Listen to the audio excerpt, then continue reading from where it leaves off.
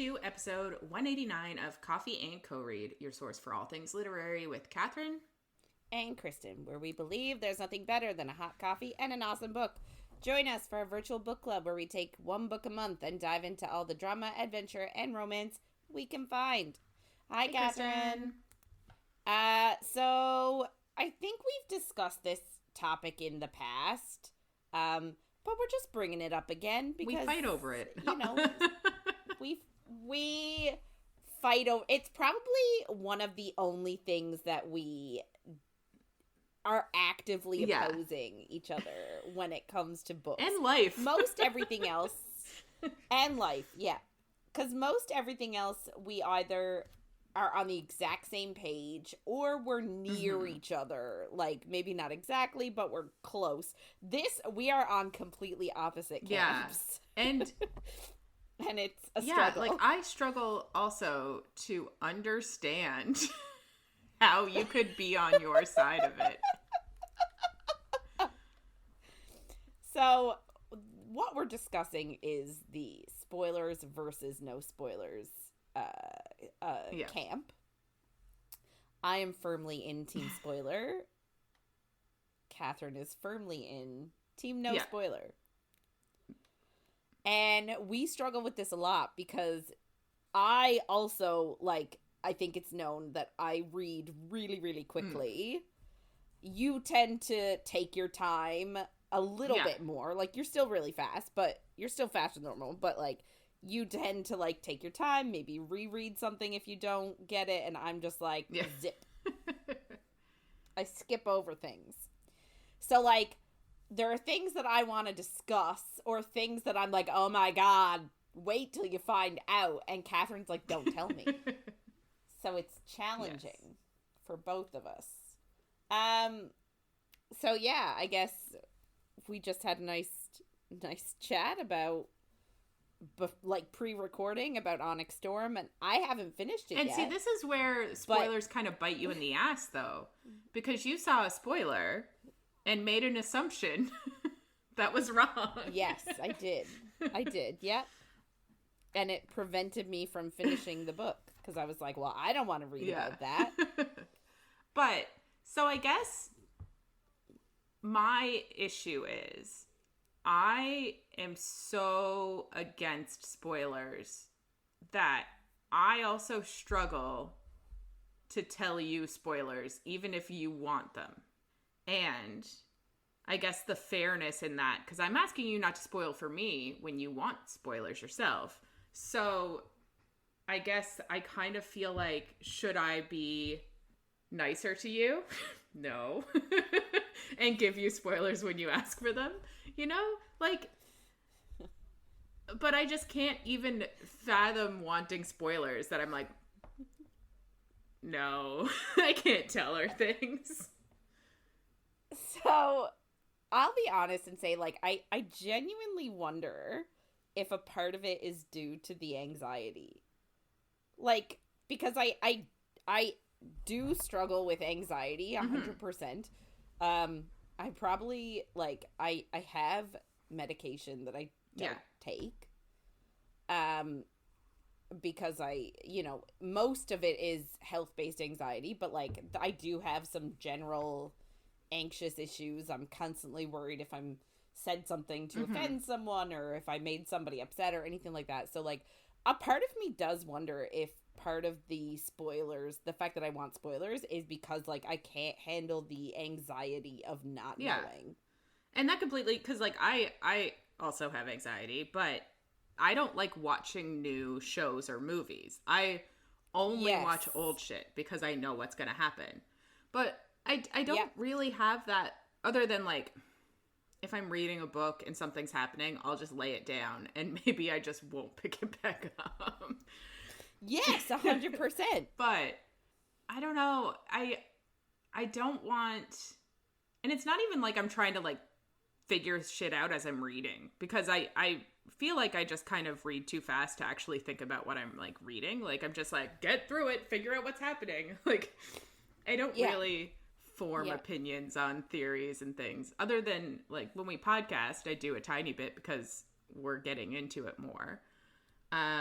or when you finish a book and the next one's not out yet.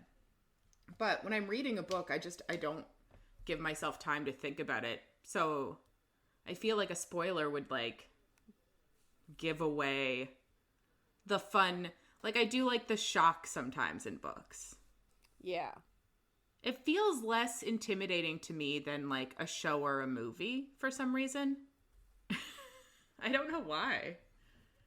I guess I see what you mean. I think my issue though is that I feel like books tend to hit more on cliffhangers than shows and movies do. Like I think shows and movies specifically try and somewhat clear things up. Yeah.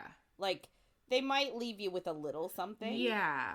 But especially with a show or a movie that's like a part of a series, they don't 100% know if they're getting the next either series, season, or sequel. So they intentionally maybe don't go as overtly like cliffhanger with it as they could. Whereas, unless it's a guarantee that, you know, they definitely are getting their next season. Although, like, Supernatural is a crazy one because they never knew they were getting a next season, and they kept ending their episodes, their seasons with like the worst shit ever. And you're like, why are you doing this? What if you're stopped? Yeah, but I guess the issue with but the good thing about that was when I found Supernatural, I think there was probably like 7 or 8 seasons. 6, maybe? Already out. 6, 7. Already out. Yeah. Already out, so I didn't worry about it as much. And I think that's sort of the benefit of discovering new, like, older shows that are already established and done, because then we know for at least most of it, there's something. Like, we know that, okay, even if it ends on a cliffhanger, I can just go right into the next episode. Yeah. Now that's whereas thing. Books, and when we did start watching Supernatural, it was on Netflix. It was like one after another after another after another. Like you didn't have to wait. No, and I mean, geez, they had 22 episodes per season, so like it would take you it took ages to get through. Whereas with books, especially new release books that everybody's talking about, you read it and like you're waiting for the next book, and they leave you on this giant cliffhanger, and you're like, but you don't want to wait for that year and a half. Or longer. Yeah, it is. Or longer. It is excessive. It's painful. But I guess, like, I feel like this is kind of the detriment of the world that I guess we live in now. But, like, you just have so many books at your fingertips at all times. I just give up on series. Like, I'll read the first, the second book sometimes, and then I'm like, by the time the next book comes out, I'm like, I forget what happened. I can't be bothered to read that again and get into the next one. So I'm just like, meh. I end up like, other than, certain authors that we read all of their books multiple times. But like, other than that, I just feel like we just looked up this series and figured out it's 5 books. And I'm like, ugh, what a slog. Yeah. Like, well, that's like the next 5 years of our life. At least. At least. Ugh. I'll be 40. It's so will I. Like, yeah. Yeah, it's I don't know. I feel like there's so many romance books at the tips of my fingers that I'm just like, nah, I don't care about series anymore. I almost don't even like starting a series if it's not all out, because I'm like, the waiting and then the rereading. So. Yeah. But like, I guess that's sort of my issue, and why I like spoilers is like, I can determine, do I get emotionally invested or do I wait? And I've come to the decision, at least with Fourth Wing, I'm not her cliffhangers. Rebecca Yarros, I know she does it to torture us emotionally. I can't handle that type of emotional turmoil. So like, I will absolutely buy the book as soon as it Yeah. comes out. But I don't know if I'll read it until all 5 of them Yeah. exist. Because I don't think I can emotionally handle the amount of cliffhanger that is in that book. Yeah. And, like, I feel like all of her books are kind of ending in a peril-y place. And it's like, we could have some, like, small happinesses in some of them. Yes. Like, they don't all need to be ending devastatingly. Yeah. And, like, I feel like this started with SJM because, like, Akamath was devastating. Kingdom of not Kingdom of Ash, sorry. Empire of Storms, devastating. Yeah. Like, I'm like, why do you like I know it happens in other, like, City of Bones. Oh my god. We've talked Yeah. about it. We've talked about my coping Yeah. mechanism. I didn't Yeah. have one. Like, that's the first one I remember you being like, before I read the series, I knew that the spoiler wasn't real because you had already told me, which is fine. Like, that one I was fine with knowing the truth because I was like, what the fuck is this storyline? Like, that storyline was just a bit much anyway. But, yeah.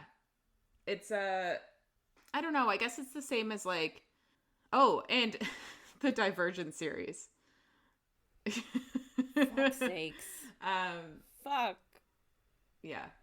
Well, and then, like, if you even think of Hunger Games, like, the first book ended happy-ish, and the second book was devastating, and then the third book, I guess, was happy-ish again, like, in a way.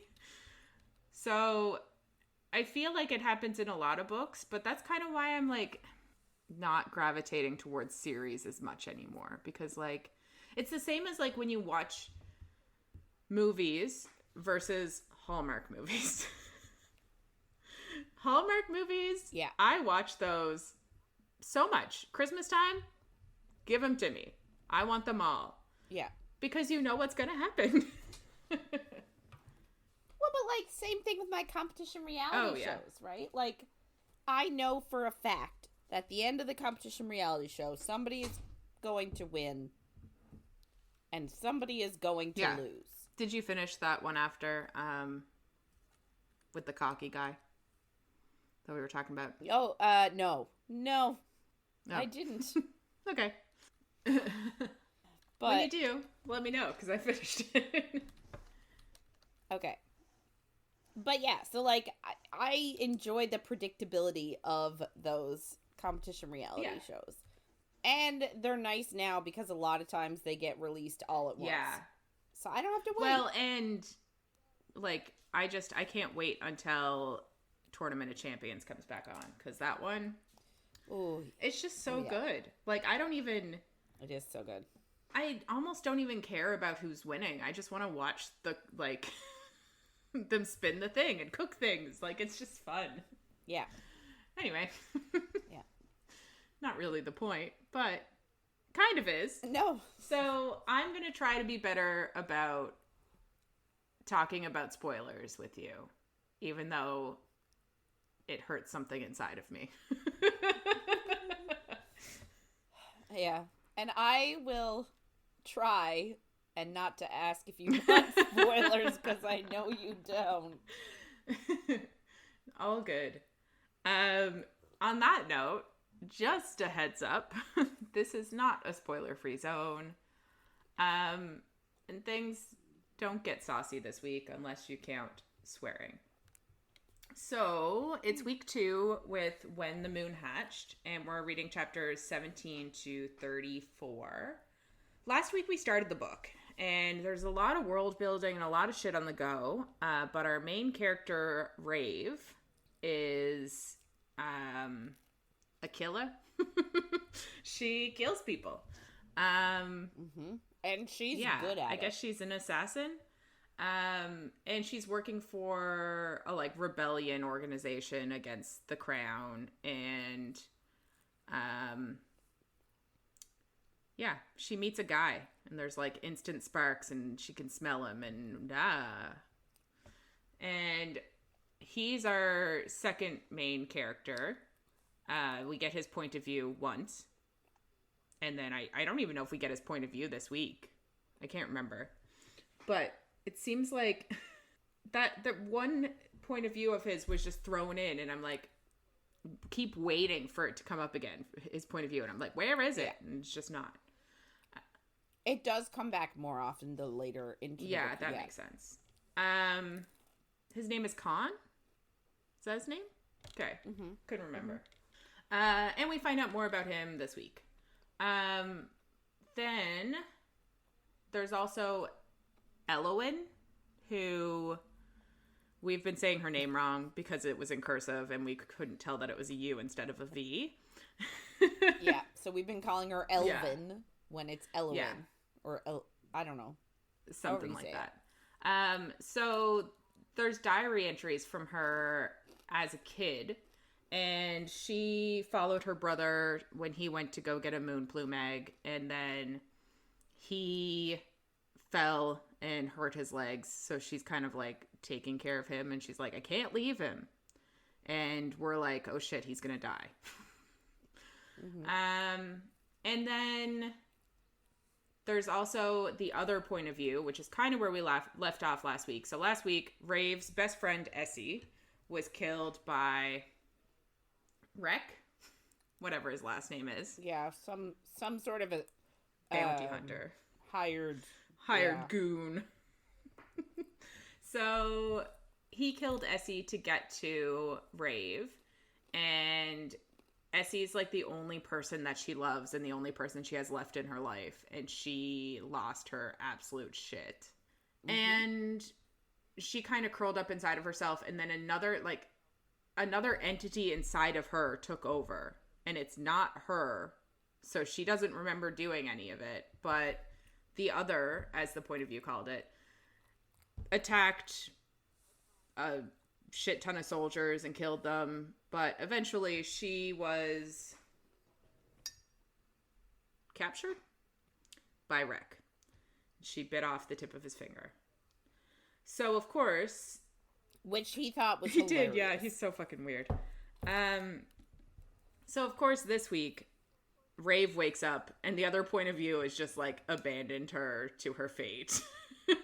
Which I guess, like, she doesn't have the anger and she's not curled up inside of herself, so, like, maybe the other can't come out. But it is kind of like the other took over, got her into this situation, and then was like, well, sucks to be you. Bye. But she is in a room, I guess, and she's chained up by her wrist, and she's in pain, and she can only open one of her eyes. And she goes to, like, the ice lake in her head that we kind of got a bit of last week, so she put all of her feelings, she dug a hole and put them under the lake last week. So this week she goes to her ice lake and it's just all shattered. And I'm like, that can't be good. Like, I feel like that means, like, feelings are going to start coming up from it. And she's going to have to, like, remember things that she doesn't want to. But it doesn't really come up. So. No, I didn't even remember that. Because I'm pretty sure it's reformed in a little while, so. Yeah. Interesting.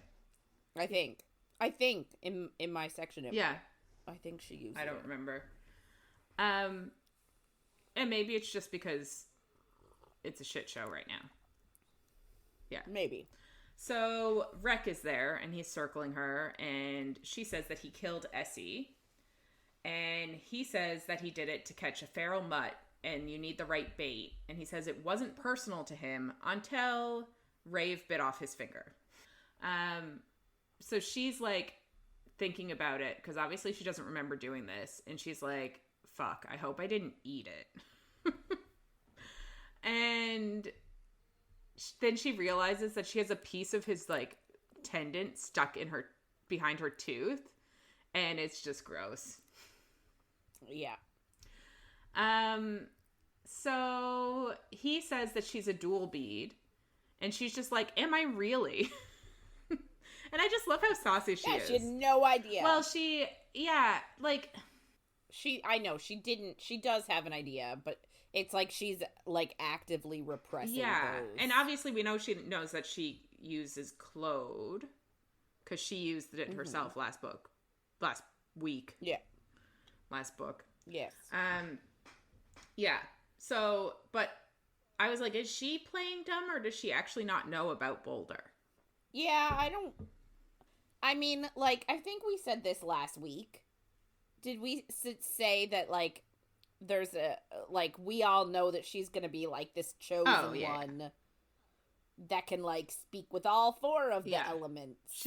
So, like, I do wonder, like, how much she knows versus how much she represses. Yeah, which we kind of get a bit of this week of what's, like, going on. But I do also wonder, like, even if she... Because, like, we sort of figured this out last week, that the other can't really use much of Boulder's power because they don't know the language. So, like, for her, even if she can use the other two, if she's repressing it, she wouldn't necessarily know how to use them. Yeah. Which sort of makes it useless anyway to have if you're not going to know the language to use them. And I also think, like, we kind of get a bit this week that maybe she just doesn't, like, she's got a block of some sort, like a...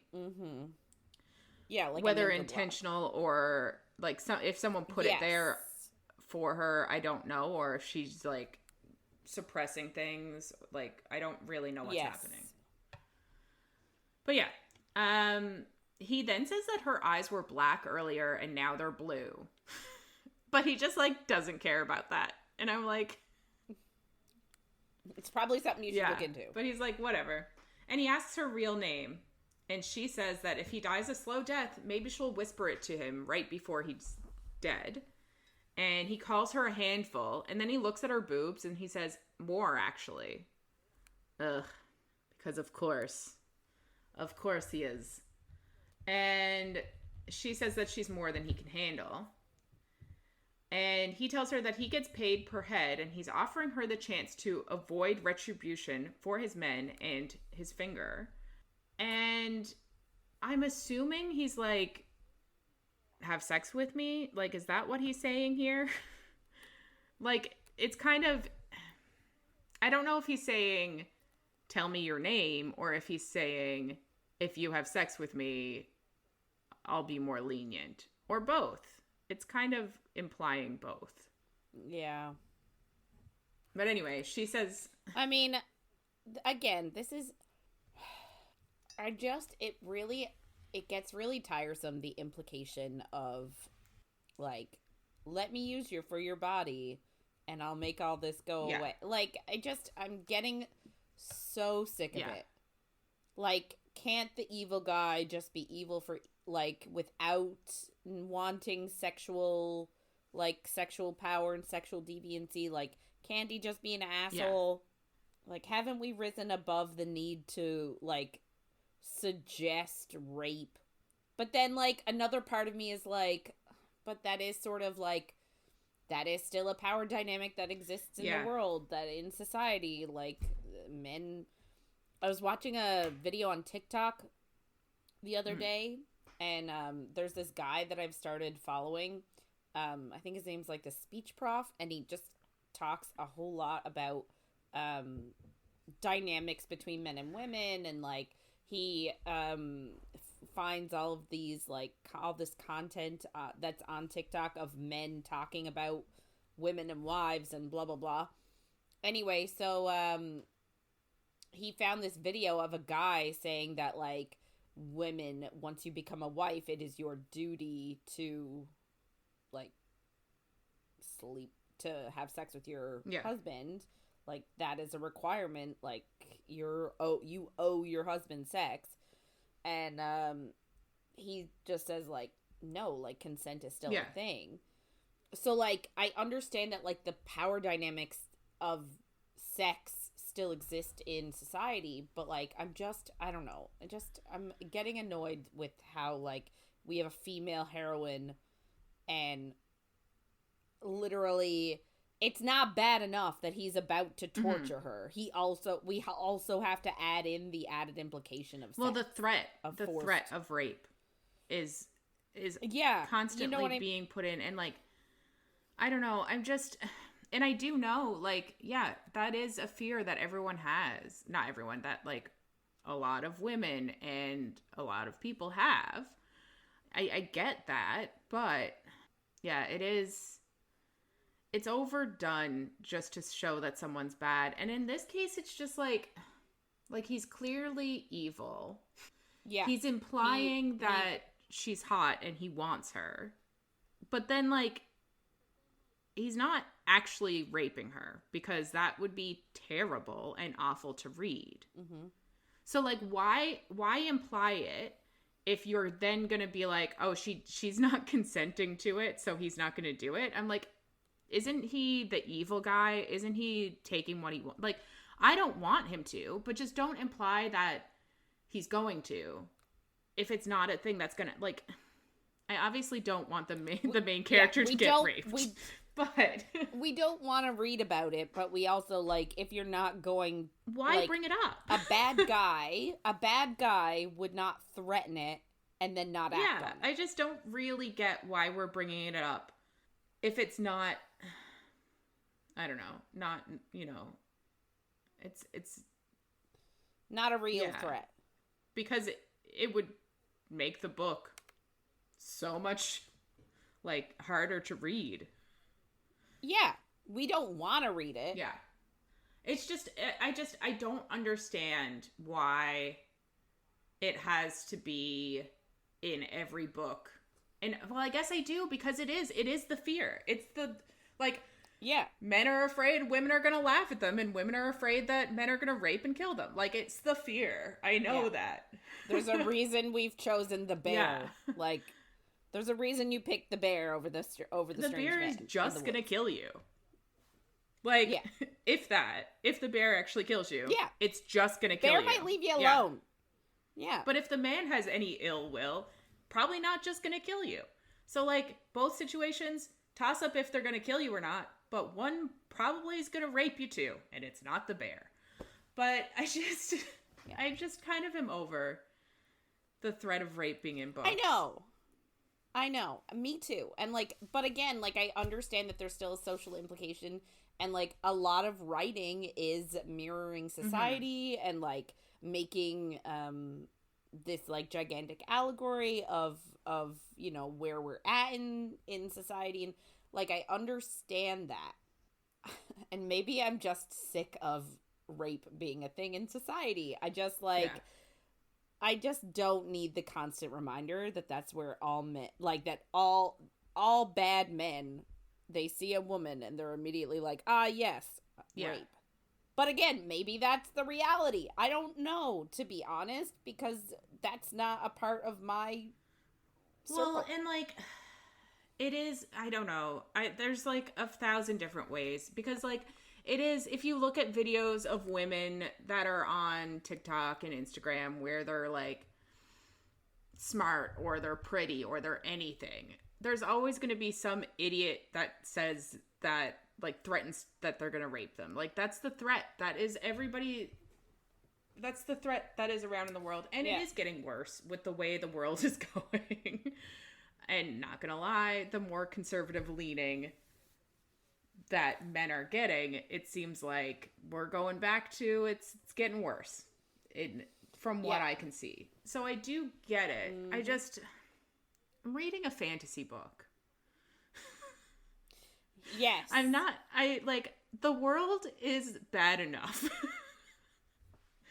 I'm reading this book to read about a different world, which honestly in the beginning, that the world that we're reading about, not going great either. So maybe that's the point. Maybe the whole point is they're not having a great time in their world either. But I'm assuming in these 5 books, they're going to do something about it and fix this world in a way that maybe we can never fix ours. So, like, but it's exhausting to read because it is a threat. Every fucking book with a male main guy, that's the threat. And, like, we've had it with women, too, I guess. But, like Amarantha. Yeah. But she was actually doing it. We're like, she's, Yeah, she was doing it. I don't know. And maybe... But, again, it's so much more rare. Oh, yeah. Like, can you think of anyone else other than Amarantha that was actually raping someone? Or a threat of rape? A woman, though. Yeah, but I can't, like, any of the threats that we've gotten, there's been, like, nobody's actually done anything. They're always, like, caught in time, or something happens, or, like, the female main character stabs them. Right. Oh, but then the woman is the one that actually does it. Yeah. Anyway. So men will threaten, but they never get the chance, but then the woman goes right down. Yeah, and I guess, like, it is kind of a bit different, because, like, in ACOTAR, we didn't get, like, we weren't in his point of view.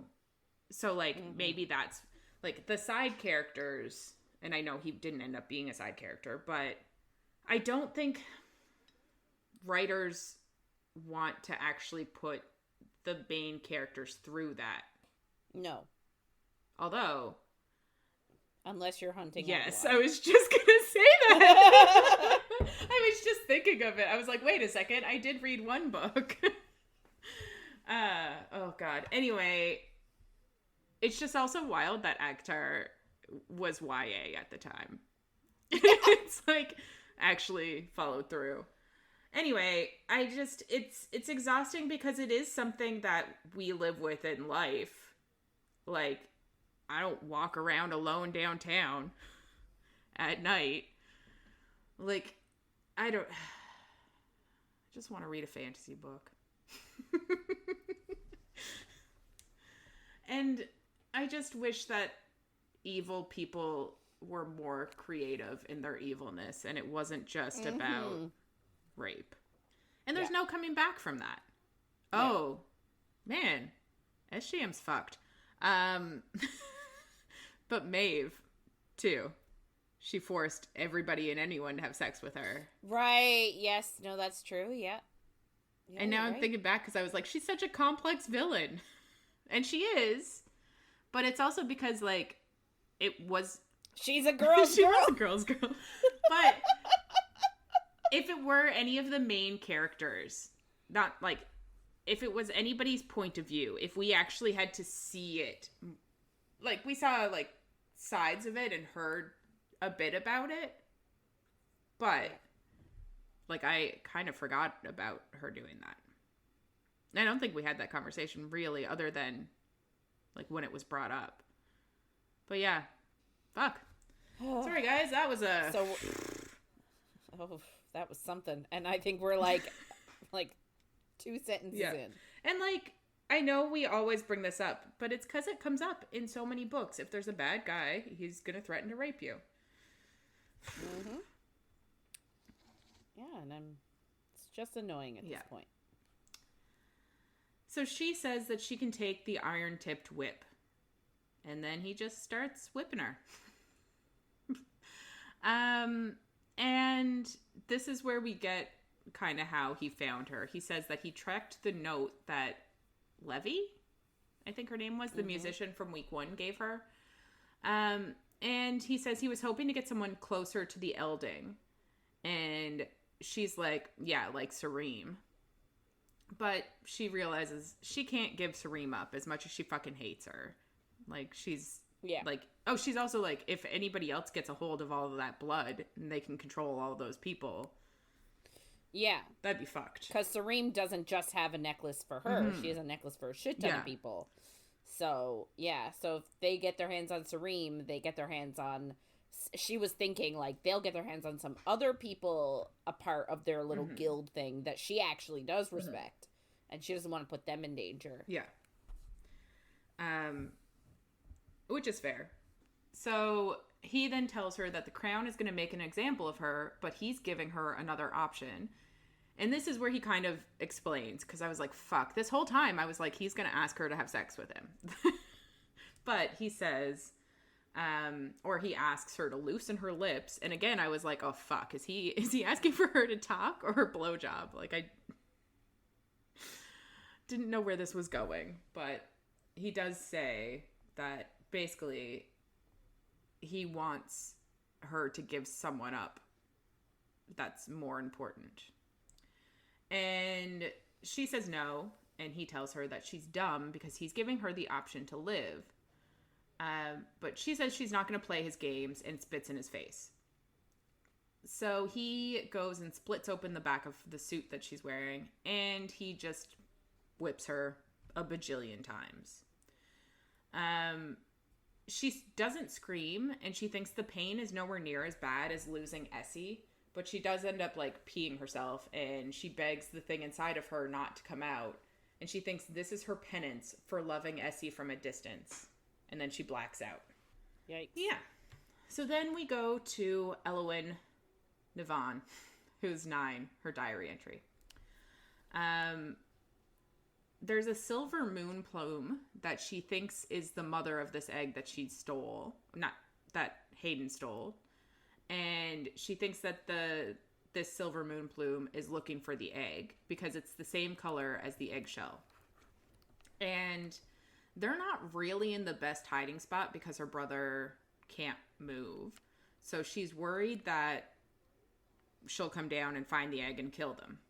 So she's hoping that the egg will start rocking soon, and she'll pack ice around it, and then when it hatches, she can bring it in to their little makeshift shelter. And she says, Hadian isn't getting better. And I really fucking thought he was gonna die. And she starts hearing doom quills hunting, and they make horrible sounds, and she needs to protect the egg because she doesn't want, like, anything to happen to it. And she thinks she doesn't really want to kill anything, but she will to keep her brother and the egg safe. I'm like, Jesus, she's 9. Yeah. So Raeve, point of view again, she wakes up from a nightmare about fire and fear, and then she's alone in a cell. And I'm like, there's something going on with fire in her. Like, she must have been tortured by fire at some point. I think so. But, like, we haven't really gotten that yet. But so she's in a cell, and there's a wall and then bars on 3 sides. And she starts to shake. And then she remembers getting whipped in the back and how fucked up her back is. And she keeps shaking. And her feet and hands are, like, in handcuffs. And then there's a bar between them so that she can't really move. And she then assumes that there's an iron pin in her shoulder because she can, like, feel it. And we know that last week, as the other, she did get shot with an iron pin, but she doesn't really know that. Yeah. And then she picks the piece of Rex's finger out of her tooth. Ugh. And then she just, like, starts to sing herself or hum herself a calming song instead of screaming because of how terrible everything is.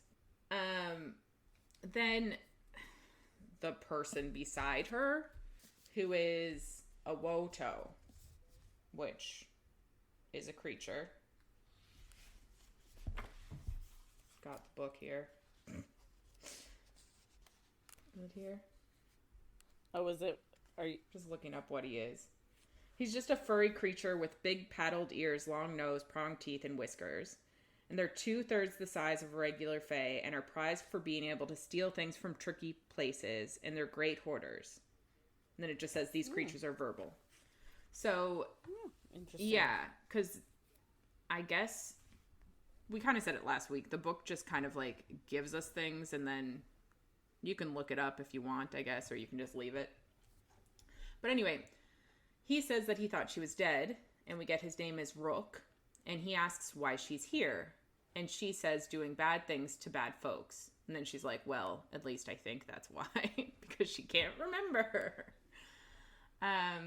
He said that he heard that she's going to trial with the Guild of Nobles. And she thinks, like, the people that go to see them only do that because they decide between a public draw and quartering, or being tied up in the Colosseum, like we saw somebody last week was tied up in the Colosseum, and then the dragons come and kill them.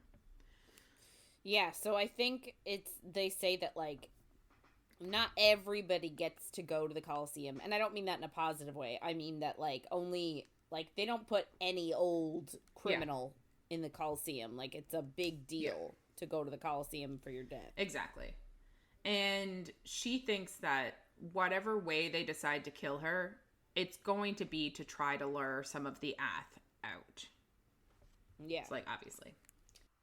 So he tells her he's there for stealing, and she's like, isn't that what you do? And he says it's actually a punishment for his master. We're like, okay. They don't really give us the story, but I guess like he stole something for his master, I assumed, and then I don't know.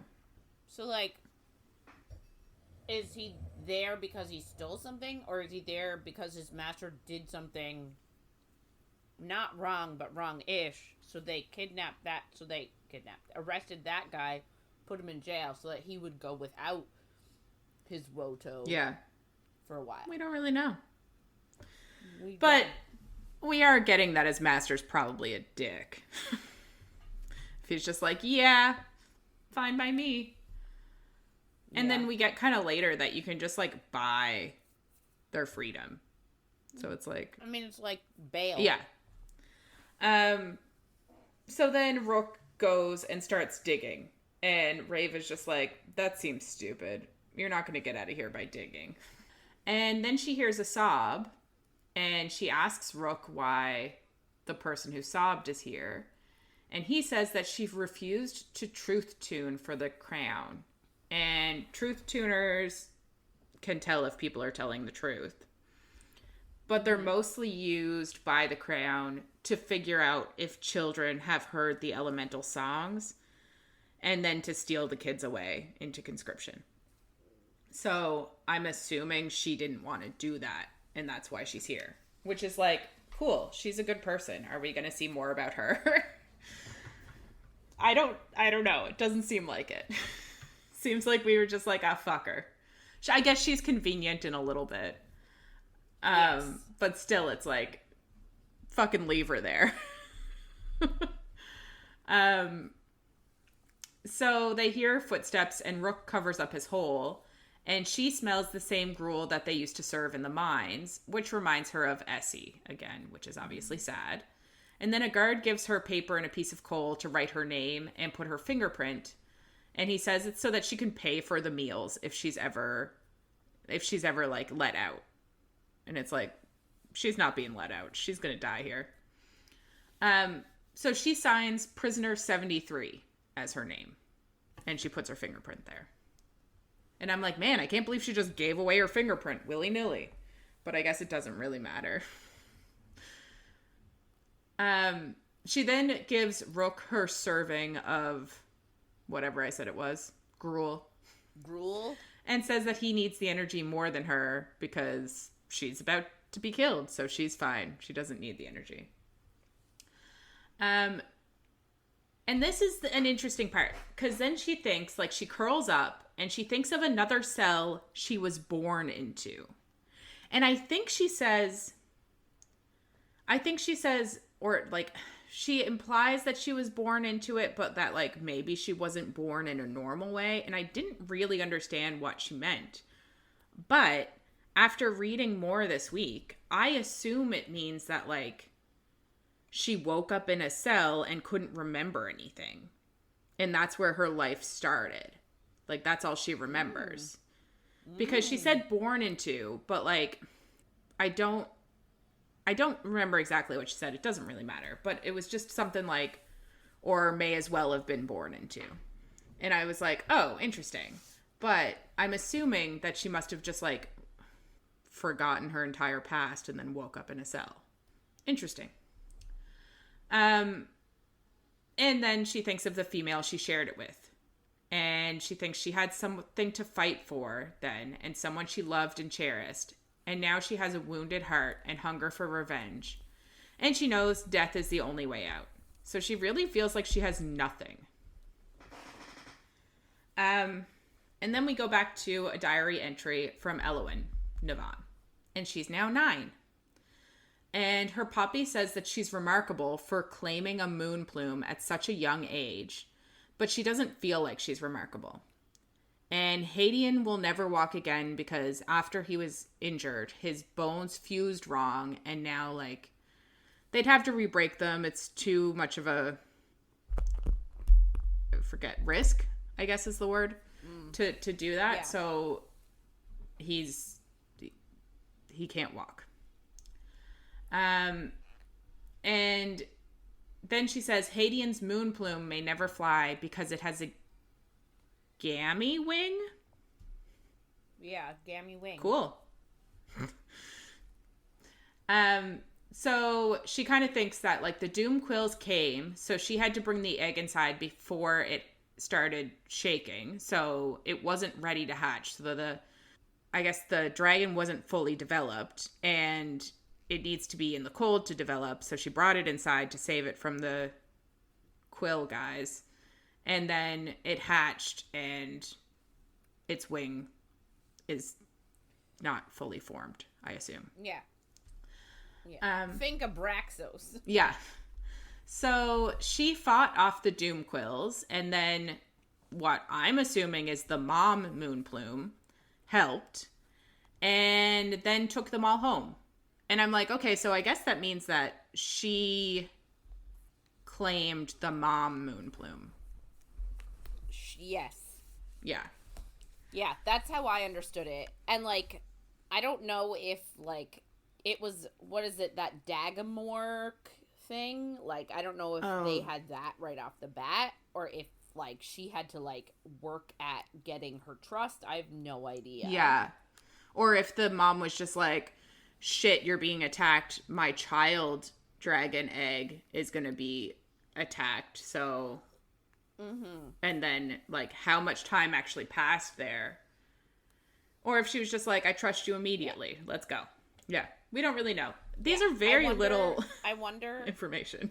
Yeah. I wonder how sentient dragons are. Like, you know what I'm saying? Like, are we talking, like, Terran scale sort of... Smarter than humans. They are... Yeah. Or are they sort of, like, more animalistic? Yeah. Yeah, I don't know. Yeah. So she thinks the creators didn't help no matter how much she begged, but now they won't shut up. So it makes me think that she hears all of them. Yeah. Which I think I said it last week, but I kind of assume that Raeve is Elwyn. But isn't the timing too...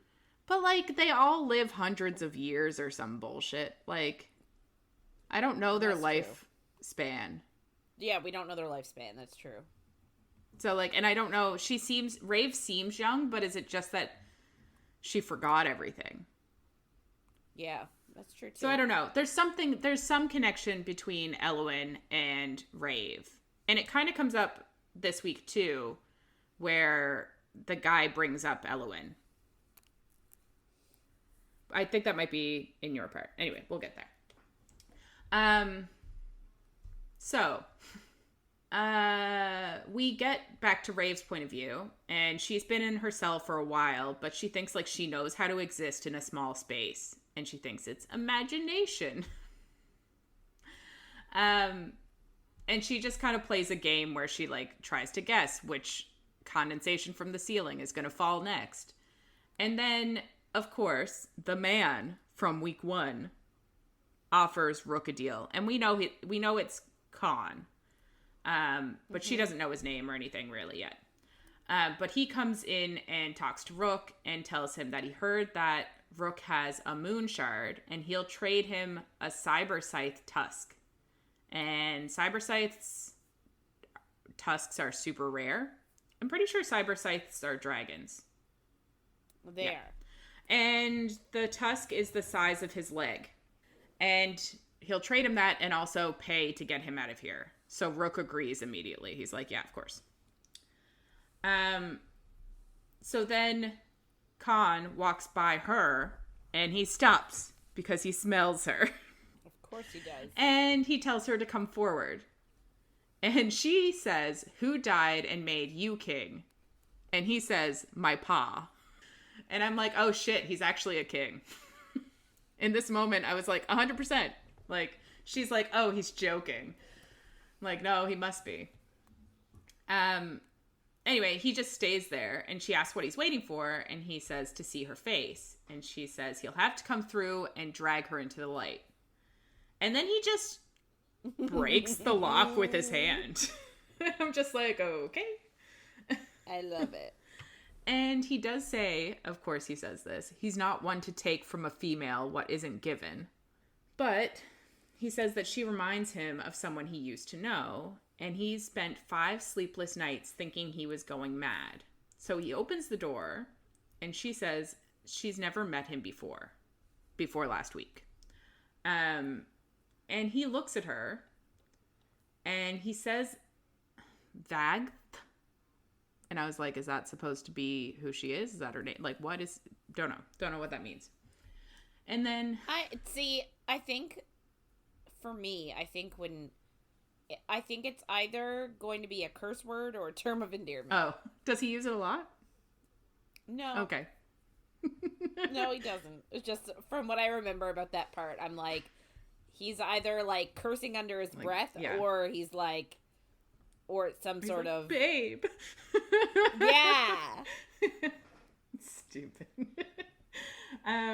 So then there's a lantern there, and I guess he's a fire wielder, because although he definitely has a bajillion. I think he's dual bead, actually, but he doesn't have the beads. I think we get that a little later. Not the point. But he uses fire from a lantern in his palm to look at her face. And she's just waiting for him to burn her, because that's what she's assuming is going to happen. And I'm like, fuck, man. She has a very not skewed. It's not that it's not valid, but like, she has a very poor view of royalty and nobility in her experiences. So he's a king, so she assumes that he's going to be a dick. 100%, yeah. And, there's reasons for her feeling that way, so.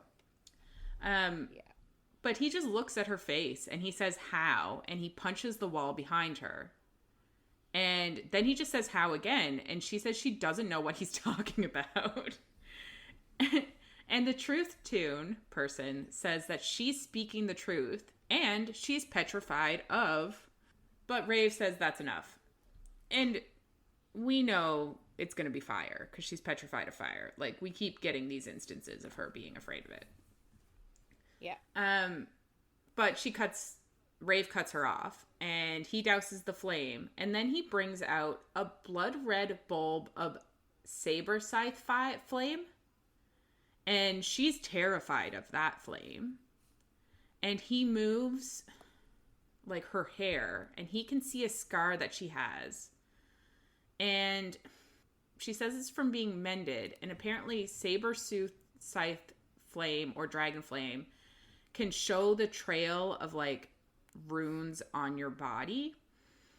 And he asks, like, about her being mended there and that spot on her head, and she says she doesn't remember. And it's the truth. Like, she's actually being truthful in that, which is why I was kind of like, clearly somebody either took her memories away or, like, she lost them. Like, whatever healed this part of her head, or whoever did it, like, she forgot, it seems like, her entire life before that. And then he asks what happened to her eye. And she says that she tripped, and he asks if the stone punched her. And then he's like, who are you protecting? And he calls her Moonbeam. And he does that a few times. But that's obviously, like, a term of endearment, or, like... I know, but I love it. But she says she doesn't need his help. And he says, prove it, and asks to see her back. Which obviously she doesn't want to show him. And she doesn't want to tell him about Rec because she wants to kill him. She doesn't want him to take that away. Someone runs over and says, "Sire, guards are coming." And this is when she's like, oh, fuck, he actually is a king. And then she thinks, because we had this conversation last week, we didn't understand how many kings existed or like how many rulers. Yes. But we get now that the Shade, the Fade, and the Burn all have kings, and they're all brothers. So they're Vagar brothers, or they started that way, I guess, and then their lines, whatever. But see, that's the part that I don't understand at all. Yeah. Because that's just not something, and I guess it might become a little bit more apparent later. Yeah. Why I really don't understand it, but I really don't understand Yeah, it. because, well, last week we kind of got that, like, he's actually the brother to the king. This shitty king. Yeah. They're brothers. I don't get Yeah. But he said that his dad died and that's why he's king. So are they just calling themselves brothers because that's the thing? Or... No, I don't think so. I think they legit... But that doesn't make any sense. But that's what I'm saying. That's what I don't understand. Because, like you said, the Shade, the Fade, and the Burn all have the Vagar brothers as kings. Mm-hmm. And, like, theoretically, the Shade, the Fade, and the Burn have all been ruled... Like, they've all been separate for years and years and years and years and years and years and years and years. Well, and him saying that his father died and made him king, it's not like he was made king because they were brothers and each took a thing. Like, if his father was king before him... But, like, was his father king of everything? Oh, and it was their father?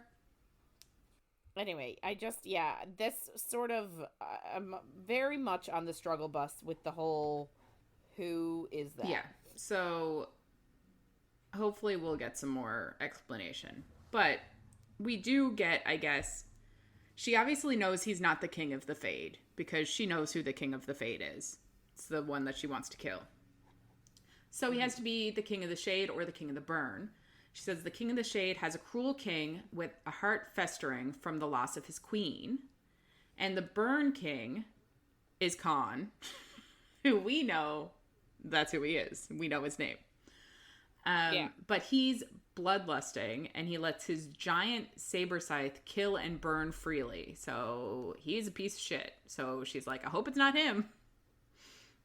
But I mean, there's only so many it could be. Yeah, and we already know because she said his name that, yep, that's who it is. So then a bunch of guards come and they tell him to get the fuck out of there because they're like, what are you doing? She's the most dangerous prisoner here. You're not allowed in there. And he says that he's a healer. And they're just like, no one's supposed to be in her cell. And they're here to bring her in front of the Guild of Nobles. And she's happy to leave. And she says that she doesn't need his help because she hates the kings, all of them. Yeah. So a guard grabs her shoulder and asks, and I guess we're going to call him the king, asks why she's pinned. And they say that she speaks with Claude and Boulder, and she took out an entire unit, and they kind of like explain how she did it. And she asks him if he wants to tussle, and if she wins, he buys her sentence, and she goes back to killing vile males with small cocks and enough ego to justify their behavior. And if he wins, he can go back to hunting moon shards. And I was just like, she just said something like, does he want them to know that he's hunting moon shards? I was like, I thought that this was going to be a bigger thing. Really nothing. I don't think it is, though. I don't think I think moon shards are rare and they cost a lot of money, so I think it's valid for the kings to want them. I think they're coveted. Like, they're fallen pieces. Yeah. Like, when the dragon moons fall, they sometimes they shatter upon impact. And so, you know, sometimes you can get pieces. You can get pieces of it, and it's like, ooh. But he tells her that there's no point anymore since he found the most important piece. And we're like, she's the most important piece. Yeah. Yep. And she tells him to leave and collect his prize. And he says it's in a problematic position and difficult to reach. She's just like... Still her? Yeah. She's just like, well, you have the resources to figure it out, I'm sure. It's just kind of funny. Does she... Okay, I forget a little bit of this. Does she understand that he's talking about I her? don't think so. Oh. Yeah. So she just says, let's get this over with, and, like, walks out with the guards. And he sees her back, and she swears the ground shakes once he sees, like, how fucked up she is. I love it. So I'm assuming that means that he wields fire and boulder, whatever. Yeah. So yeah, she kind of just, like, she really believes she's gonna die, and, like, I understand it, I get it, but obviously we're reading a book where she's the main character. She's not gonna die. But she kind of... And he's not gonna let that happen. Yeah.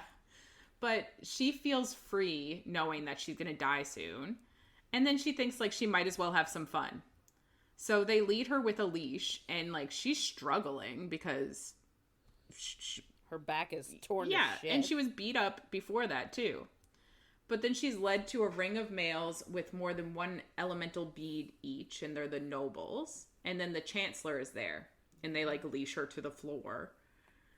And she is just so saucy, and I love her. But she apologizes for not bathing, and then mimics for them, saying that she's had a lot on her plate. And it's just kind of funny. Like, she doesn't give a fuck. Above the nobles, there's just, like, room for commoners who like to watch, and she recognizes that the king, who we know as Khan, is there, and he's watching.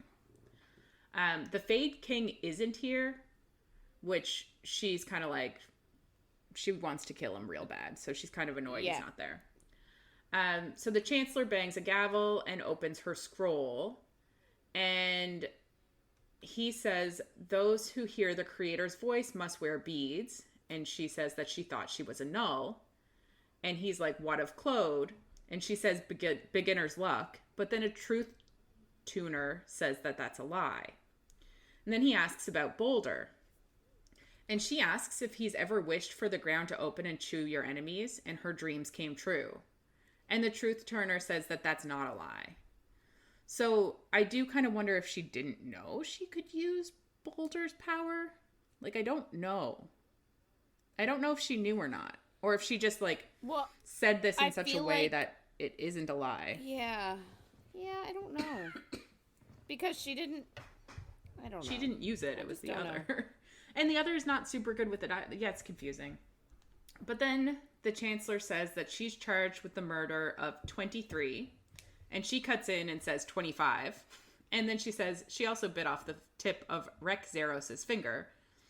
And she says she just got the last bit from out of her teeth. I love it so much. Me too. And he asks if she's finding this amusing. And she says that she finds it fucking tragic. And the truth turner just says that that's true. And I'm just like, oh, my heart. And he asks that they bring forward the evidence, and guards bring in torsos and, like, the ones that she's written her letters on, and says that these are victims of the Fier Duath, and they show her name on a board and say that her handwriting, and, like, they kind of just make fun of her handwriting for a while and say that it's, like, worse than a child, and all the nobles laugh at her. And she thinks, like, she learned to write on the floor of a cell. So, like, her words are always a bit blocky because, like, I guess she forgot. Like, this was the thing. It was kind of like either she actually was born in a cell and she grew up in it, or she forgot everything and had to relearn everything in a cell.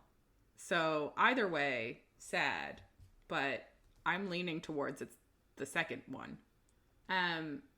She says that she tells him that she would cheer for him figuring this out, but he'll do enough of that tonight holding his microcock. Yeah. And he asks if she denies it, and she says it seems pointless given the evidence. And she says she doesn't appreciate being forced to take out the filth because the kingdom is run by an imbecile who believes having a cock, 3 beads, a cruel dragon, and a powerful army means he doesn't have to deal with everyone. And valid point. 100%. And everybody's just like in shock that she said that. And she's like, I'm being killed anyway, so I don't give a fuck. Yeah. And she hopes that, like, if she pisses them off enough, that they'll kind of forget about the rest of the Ath and they'll just, like, want her death. He then asks if she would disrespect the king so publicly. And she just asks if that's a rhetorical question, which I love. And then she says that she's bored and asks them to get to the point. And he asks if she wants to die. And she says it's better than looking at his ugly face. And then he asks her plea, and she says guilty, and the truth tuner says that it's true. And she says that if they look hard enough, she'll fill the quota of murders, because obviously there's more that they don't have. So then they vote on the way to kill her, and she raises her hand to vote to be drawn and quartered, but it's a tie with feeding her to the dragons. But then... I'm sorry, I cannot imagine choosing to be drawn and quartered instead of fed to a dragon. I don't know, man. Like, that's just wild to me. They both seem shitty, to be fair. I know, but I feel like the drawn and quartered thing just seems so much more drawn out. Yeah, but there's no chance of fire, I guess. Yeah. And that's like her big fear, it seems like. Her biggest fear, yeah. Yeah. That's the only thing I can think of. But yeah, so it's a tie until Khan raises his hand for her to die by dragon. And she's like, for fuck's sake. And she's pissed because she can't even die how she wants to. And she glares at him, and then they announce that she'll be led to the Colosseum at next Aurora Rise. So, in the morning.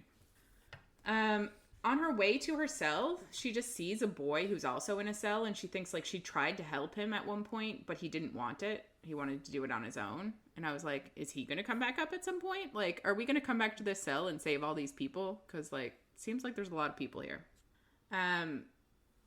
So then a guard takes off her leash, I guess, and puts the rod back between her shackles and kicks her hard in the ribs. And she falls, but she can't catch herself. So her back scrapes against the wall, and it's just agony. I'm like, yeah, that's fucking awful. Rook says he guesses it didn't go well. And she's just like, yeah, it went as expected.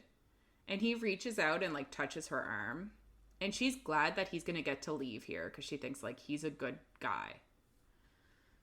So food comes, and she offers it to him, but he's like, no, you need your energy. And she's like, well, I'm going to the Colosseum in the morning, so I don't. Yeah. And everyone stops to listen, and he says that he's sorry. And she thinks that she is too, because she loves living, which is sad. And then we get another diary entry from Elowyn, and she's 18. And... which is wild that it jumped from age 9 to age 18. 100% is. But the king of the burn, Ostern Vagor.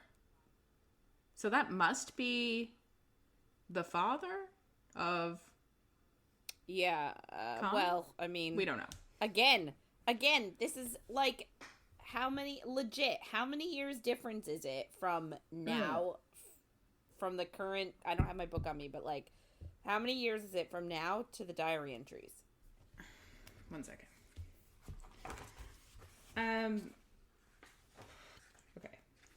So, 5,165 phases after stone is chapter 1, and age 9 is 5,030,000. So there's 135 phases since she was 9. And then obviously 9 years pass here, but still it's like 130 years difference. But we don't know how long they live. I know.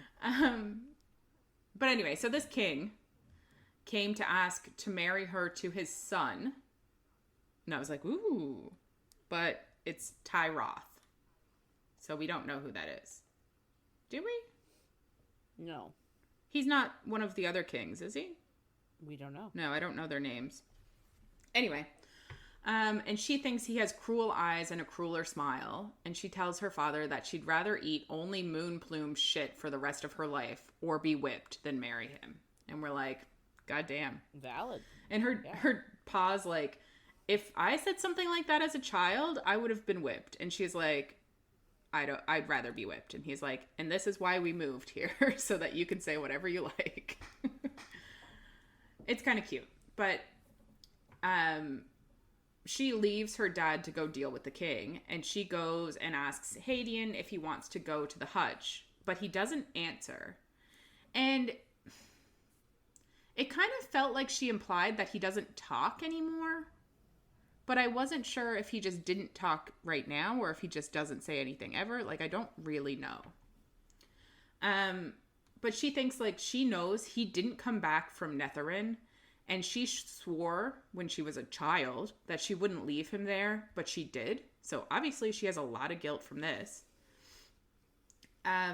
So she pushes him to the hutch to watch her work on Illum's wing, which is growing stronger. And she thinks that Illum will be sturdy soon, and maybe if Hadian rides her, he'll smile again.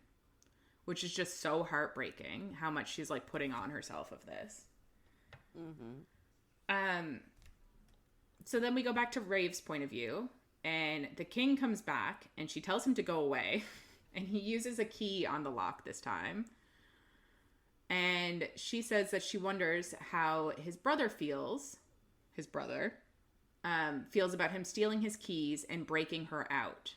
And he just says he's not breaking her out, and his brother has eyes in only one direction, which is interesting. I wonder what that direction is. Like, clearly he's looking for something or trying to do something. Like, is he trying to take over everything? Is he, like, because he's amassing an army, but, like, to what end? The King of the Fade. Oh, the King of the Fade, yeah. Yeah. I just don't really know what he's doing. I don't know. It'd be weird for him to, like, take control from his brothers. Yeah, right? I don't get it. Yeah. So she then tells Khan to tell the King of the Fade that she's sorry she didn't get to kill him before she died. And she says she was looking forward to it. Which kind of makes him laugh, because we kind of got a bit last week in his point of view that he also hates the King of the Fade. So he takes the rod from between her wrists and ankles, but he keeps her shackles on, and he tells her to get up. And she tells him to die in a ditch or in a coliseum. And she says she thinks she's not sure she can stand, and that there's something in her veins that's cold. And I'm like, so she's dying? Does that mean she's dying? Because it sounds like she's dying. But he tells her it's not the time to be stubborn, and she says there's only one thing males see in a shackled female, and that he can take it in front of her cellmates to see the monster he is.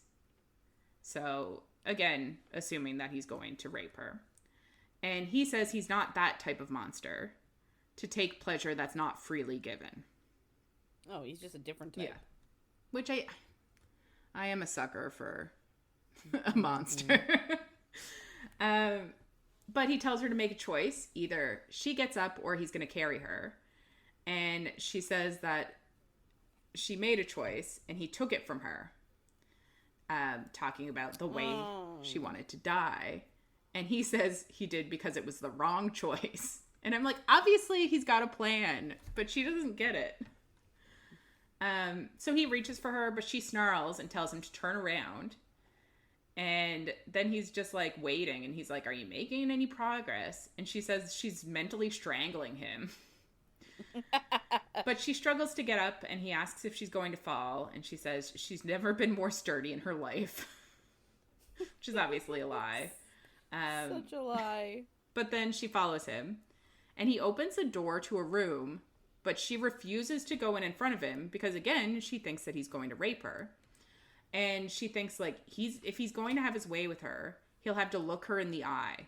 So she makes him go in first. And there's a Rooney woman in there, and she can tell that she can flesh thread. And there's, like, a bunch of healing potions around, and Raeve says, this better be a threesome. And I love how sassy she is. Me too. But the king says that he's not one to share, but it can be arranged when her back's healed. And I'm like, ooh, I'd read that. The Rooney woman introduces herself as Bia and asks to help take Rave's tunic off. And Raeve says there's no point. And he just says that she's being compensated and that he's doing this because she's in pain. And she's like, but it's going to stop tomorrow when she's fed to the dragons. And Bia just says please and that they don't have much time. So she's kind of just like, fuck.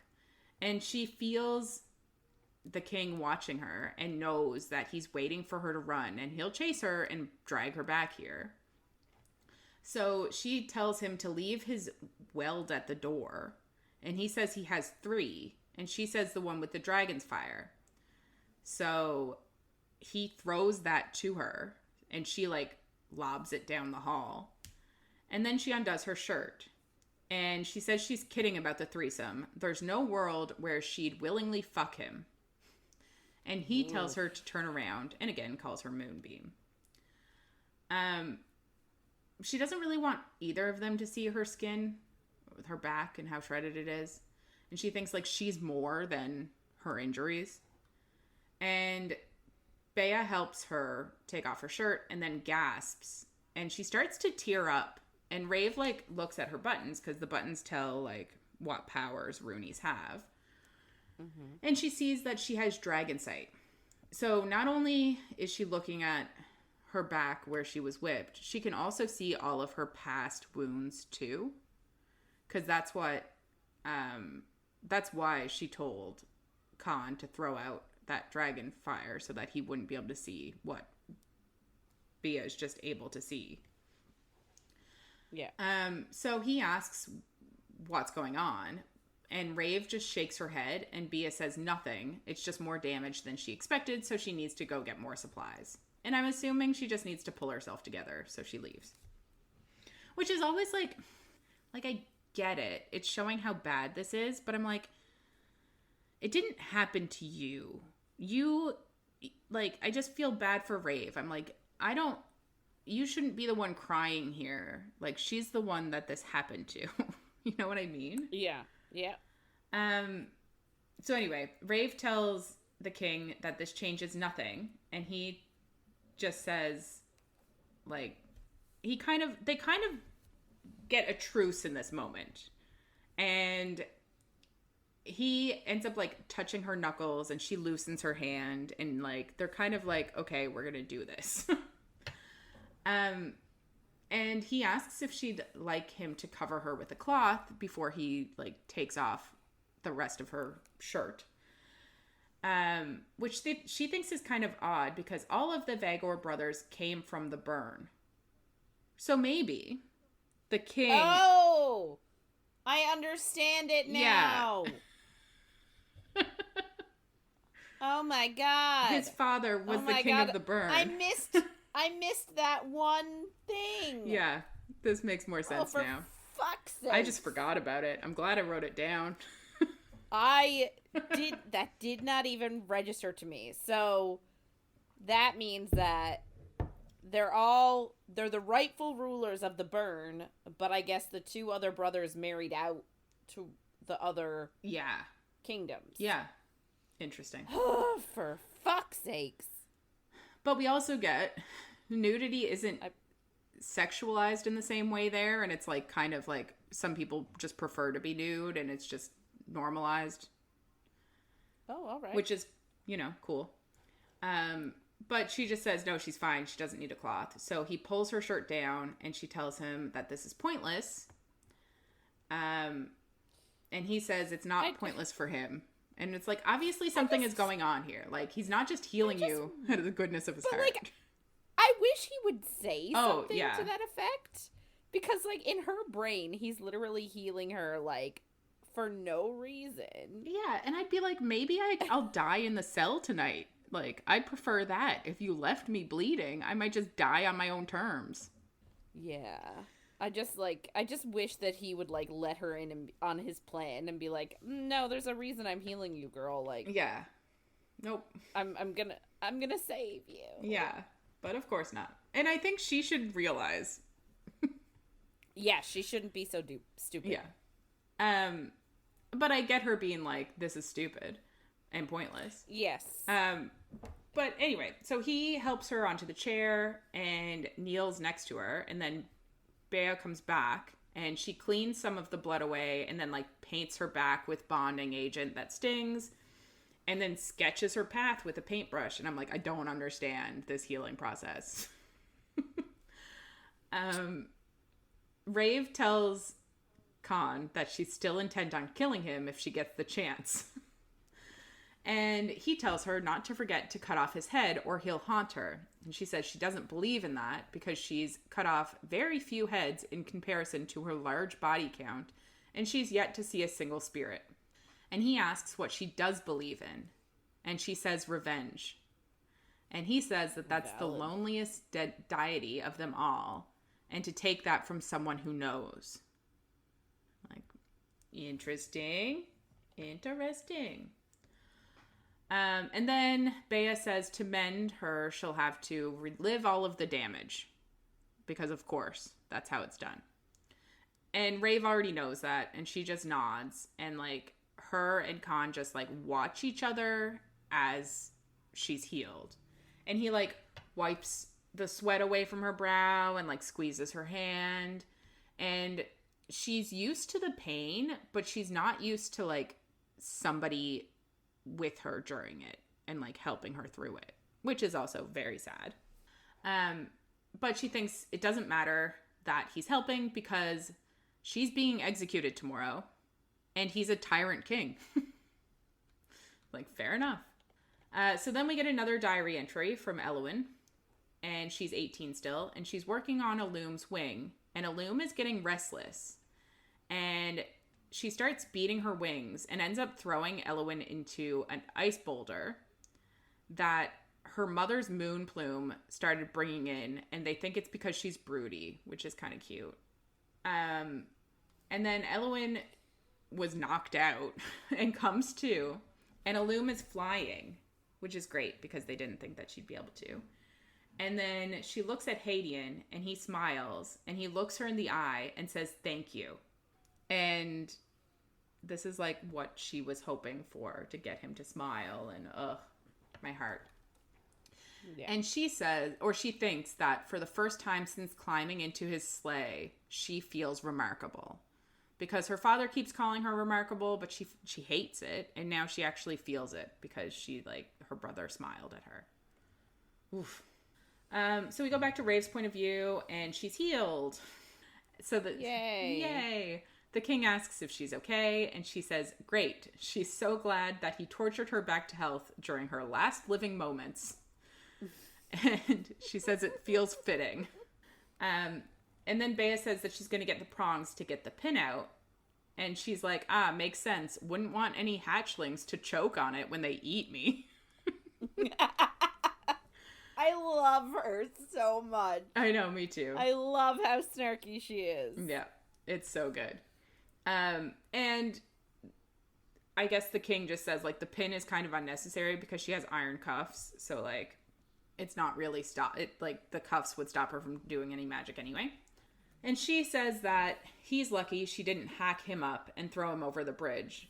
And he asks about, like, why she would hack him up. And she's like, 'cause you're the biggest male I've ever seen. And we're like, ooh. But she says, like, she wouldn't have been able to drag him over. And after slitting his throat, she'd have to hack him into pieces. And then she says that she fucked up by not killing him when she had the chance. I mean, did she? No, but she thinks so. So Bea can't find her pliers and there's no time to grab more. So Raeve just asks for a knife and she says she'll cut it out herself. And they glare at her. And she's like, I won't stab you, but I'm also not giving the knife back. So Bea offers to put salve on it. And Raeve is just like, turns to the king and is like, I know you have a knife. Give it to me. And she's just topless. And he's just like not looking at her at all. And we're like purposely avoiding eye contact. Yeah. And he just ignores her, and he asks if the salve has rindle root in it, which numbs pain, and it does. And Bea also says that it has fermented eel eggs, which disinfect, but Raeve thinks, more importantly, they make you smell like shit. So Raeve just says that she's good. She doesn't want it, but the king says the aurora is about to rise, so I guess they just like put some on the pin to stop it from infecting her. Something. So she goes back to her cell and Rook is gone and she hopes that he got what he wanted. And she wonders what the king wants from her because she thinks you don't heal someone who's about to die for no reason. But she decides that he did it because she reminded him of someone and he did it to make himself feel better. And it's like, that's not a good enough reason. But okay. Then someone shows up outside of her cell from the Ath. Uno. I don't think we've heard of them yet, but... No, we have not. Uno says that Sareem spoke to her master and commanded to get Raeve out. And Raeve realizes that they're going to have to replace her with someone. And Uno goes to pick the lock, and Raeve tells her to stop. But Uno says that she's not her master and Raeve can't command her.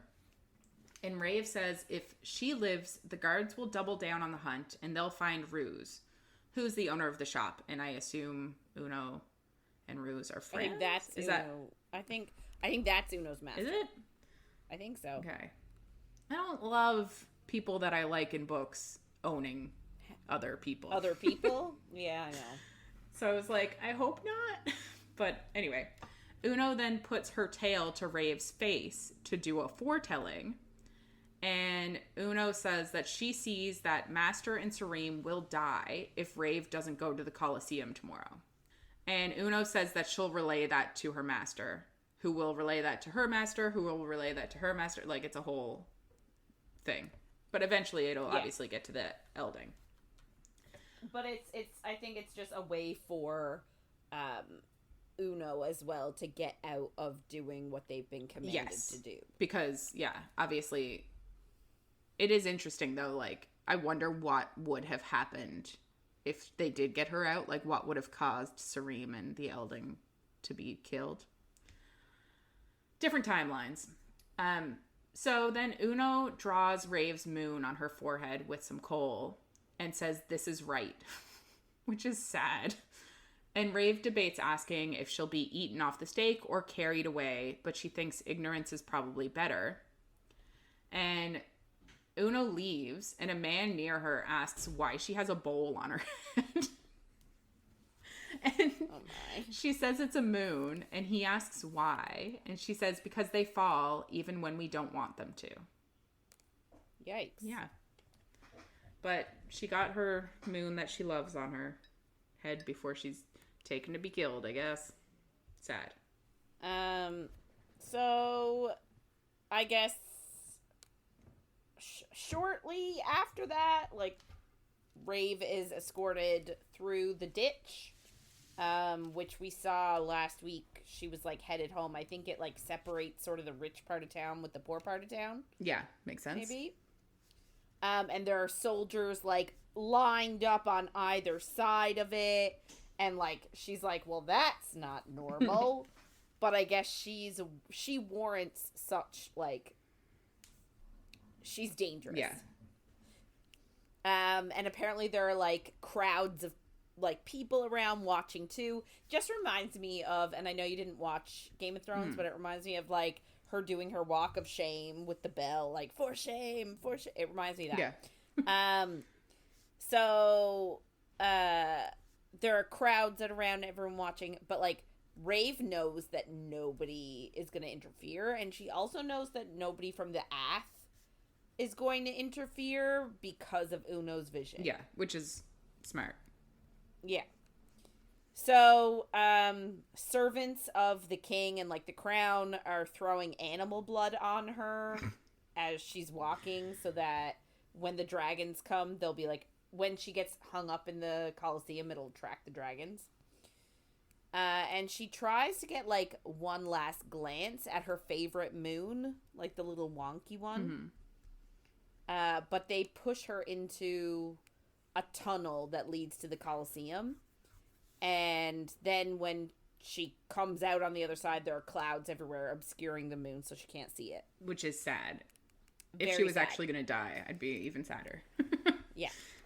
So, they come out onto this stage of the Colosseum, and she's tied to a wooden pole and left alone, and this is when she sort of starts to panic. So the queen then enters from the balcony where, like, there's a balcony where a whole bunch of people are watching, and the queen comes in, and Raeve is shocked that the queen is, like, the queen doesn't come and watch just anybody. Yeah. But then the queen looks at her, and the queen is also shocked. And it almost is like the queen recognizes her, but obviously Raeve is like, well, how? I don't know the queen. Yeah. So, like, it's cementing into our head that maybe Raeve is, like, has a past that she doesn't remember, and that, like, she actually is somebody else. Somebody important to the queen and Khan. Yeah. And I so think they're this queen, she must be of the line that wears the diadem, is she? Because her daughter's wearing it. Because... But you can't take it off unless you die, so I don't understand. Yeah, I don't know. Or is it could be the other. Yes. Is it king's the other line. king's? The one with who's grieving his wife. Yes, that could make sense, because obviously. But I thought, why would the niece be hiding in the Fade if her parents are also in the Fade? Yeah, that makes sense. And obviously, if her mother's dead, she'd be wearing the crown. Yeah. Good talk. Yeah. So, there are draglings. Is that baby dragons? No. It was my combination of dragon circling as a dragling. I like it. I'm just making up my own words now. Okay, so there are dragons circling the sky, like, ready to land and gobble her up. And obviously we learned last week that they, like, that the dragons sort of fight over who's gonna eat her. Mm-hmm. So a molten maw lands, and I'm trying to remember which one a molten maw is. I guess that's one of the Fade dragons. Yeah. But, like, because the burn ones are the saber scythes, and they're fiery dragons. Then the moon plumes are the icy dragons, but I don't remember what the molten maws are. I thought that the molten maws were the fiery ones. Molten maws... Nope. Molten maws are dragons that live in the Fade. They're covered in feathers, and their faces sharp and beaked. Their plumage is a vibrant mix of color. No two molten maws bearing the same color palette. They can travel anywhere in the world comfortably and are the easiest dragon to charm/steal an egg from. Okay. Well, saber size are the dragons that live in the burn. Scales and spikes, heavily tusked face, different colors, heat-loving creatures, and cannot survive for long in the fierce cold of the shade. Okay. Yeah. You are correct. So yeah, so Molten Maw lands to, like, taunt her and is going to, like, eat her, and it's like, yes, you are mine, I'm numb. But then another dragon lands and challenges it, And the queen is just yelling at her soldiers and looks panicked and is singing to Claude. And Raeve recognizes that, she can sing to Claude. And I'm like, is that her mother? I know, right? But, like, I guess at this point, Raeve doesn't understand what the queen is yelling to the soldiers. Yeah. So then the two Multimas fly away, and the queen smiles, and Raeve just understands that, like, she was using Claude's song to scare them away, to save her. Yeah. Then the crowd starts screaming, and they run as a saber scythe lands. And, of course, it's gigantic. And Raeve knows that this means, like... It's not going to eat her, because she wouldn't be a big enough meal. Yes, yeah, sorry. Yeah. I knew where you were going. Like, why did I... So I wrote, Raeve knows that this means it's going to take her for its young, which means she's going to die slowly. And I was like, how does it landing and being gigantic mean that she's going to die slowly? But yes, you're right. It's so big that she is not going to satisfy its hunger. So she's like, for it to fight for her, it's going to bring it to its babies. Sad. And that was sort of the worst case scenario. Oh, well, yeah. And we're like, right? It's not the worst case scenario. No, it is not.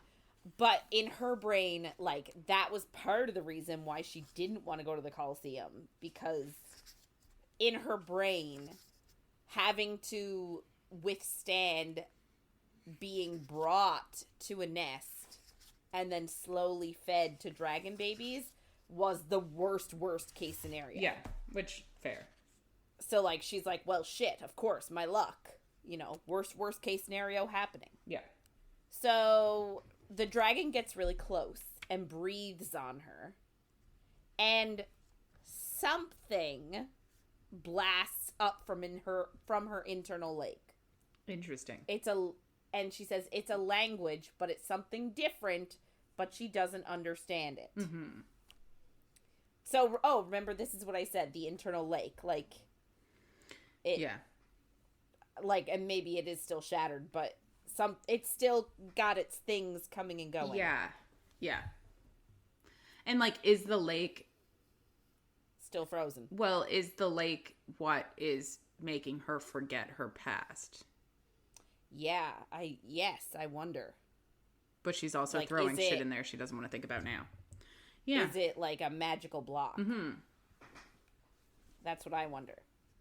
Yes. Agreed. So, we don't know. This is like I included this tidbit in, but we actually don't get answers about this for like however long. Like, I don't know. I still don't know what this is. Mm-hmm. Like, are we assuming that it's... I don't know. Are we assuming it's the other? Are we assuming it's maybe one of her, one of the creators, like, coming up to try and talk? Or is it just she forgot this... Or, has she... Forgot this language and is now Like, I was like, what the fuck is going on? But yeah, like, I feel like it's not the other, only because... She's still conscious. Yeah. But then is the other just the part of her that she was before she forgot? Yeah. Because it is weird to just have somebody else in your body. I don't know, yeah. But the other thinks of her as a host, so it seems different. Because it seems like she's had other hosts before. And, like, is the other a god? Yeah, Anyway, we can't guess everything. There's too much speculation at this point. Yes, we need to read more. So, the dragon roars and starts attacking her sides. Like, not her, but attacking the sides so that she is not free. Like, she's still attached to the pole, but the pole is no longer attached to the ground. Yeah. So she's, like, wrapped around a pole, but loosey-goosey. Which sounds awful. She's a skewer. Yeah, she is. She's like a kebab. Yeah. But, like, she fully still thinks the dragon is going to eat her, and she's like, maybe he's going to use the pole as a toothpick. Like, and she sees it ready to, like, breathe fire. So she just passes out. Because, again, we've discussed that dragon fire seems to be, like, a hard barrier for her. Yeah. But also, immediately reading this, you're like, obviously this is his dragon. Yeah. Oh, yeah. Oh, we knew it immediately. Yeah. I don't know how they described it, but whatever way they described it, we were like, that's his dragon. Yeah. How else does he have a ready supply of saber scythe tusks? Yeah. Yeah. And she said earlier that his dragon is, like, mean and vicious. Yeah. But also, as soon as she was going to the Colosseum, I was like, oh yeah, he'll just get his dragon to go save her. Yeah. So then we get, when she's passed out, we get a Elwyn Navon diary entry. So again, she's 18, and she fell asleep in the hutch with the dragons while her family slept in their beds, and they all ingested a poison that killed them. So Mom, Dad, and Hadian all died in their beds. Wild. But because she was sleeping in the hutch, I guess she avoided it, or I don't know if it was intentional. Yeah. To have her avoid it, I don't know. Like, where did the poison come from, and why did she not eat supper? Like, I don't.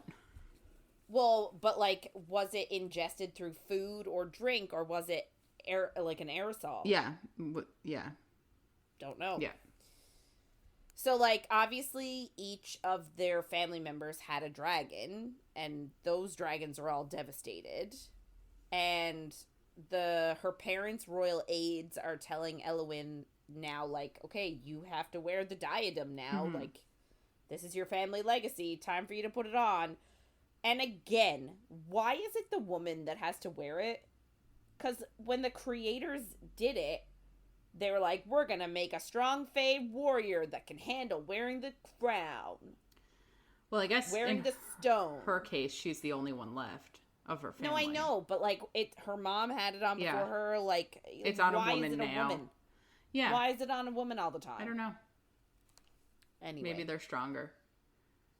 But this is the one reason why I was like, maybe, like, Raeve can't really be Elwyn, other than, like, she does have a scar on her head. So I'm like, did she get it off and, like... But is it, like, where... I have no idea. Because in my brain, the jewel is, like, at the center of her head. So, like, is the scar at the center of her head? Well, you could only see the scar with the dragon.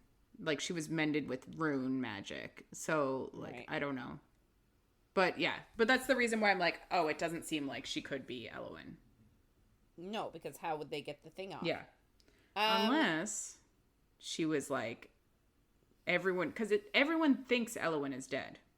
Unless she, like, was so close to death that they took it off of her, assuming she was dead, and then she was mended. Oh, maybe she wasn't. Yeah. Well, that's a good idea. Anyway, no idea. So they're saying you have to wear the diadem. The creators in her head are also telling her that, screaming at her to also put on the diadem. We're assuming all of the creators, which is, like, interesting. Mm-hmm. But she hasn't put it on yet. And her mom actually told her, I guess before she died, that she has never felt closer to death than the moment she put it on. Mm-hmm. So Elwyn is like, I'm gonna put it on because I just want to be closer to death. Because my whole family is dead. Yeah. And, like, we saw one of the first diary entries with Elwyn. We saw that her mother was, like, not doing okay. Not okay. No. Like, it saps the life from you. And it almost gives you, like, a half-life. Yeah. So, Raeve then wakes up. And she is inside the dragon's mouth. I do wonder, though, if we should keep track of... When we have an Elwyn diary entry, is it always when Raeve is sleeping? Oh, interesting. Because this is the past, like, 2 or 3. She's been passed out. Passed out or asleep. Yeah. So I wonder if that is an intentional choice. Yeah.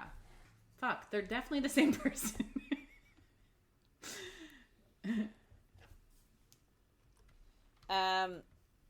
Anyway, so she wakes up inside the dragon's mouth. And, like, it's holding her... I guess it's holding the pole sideways.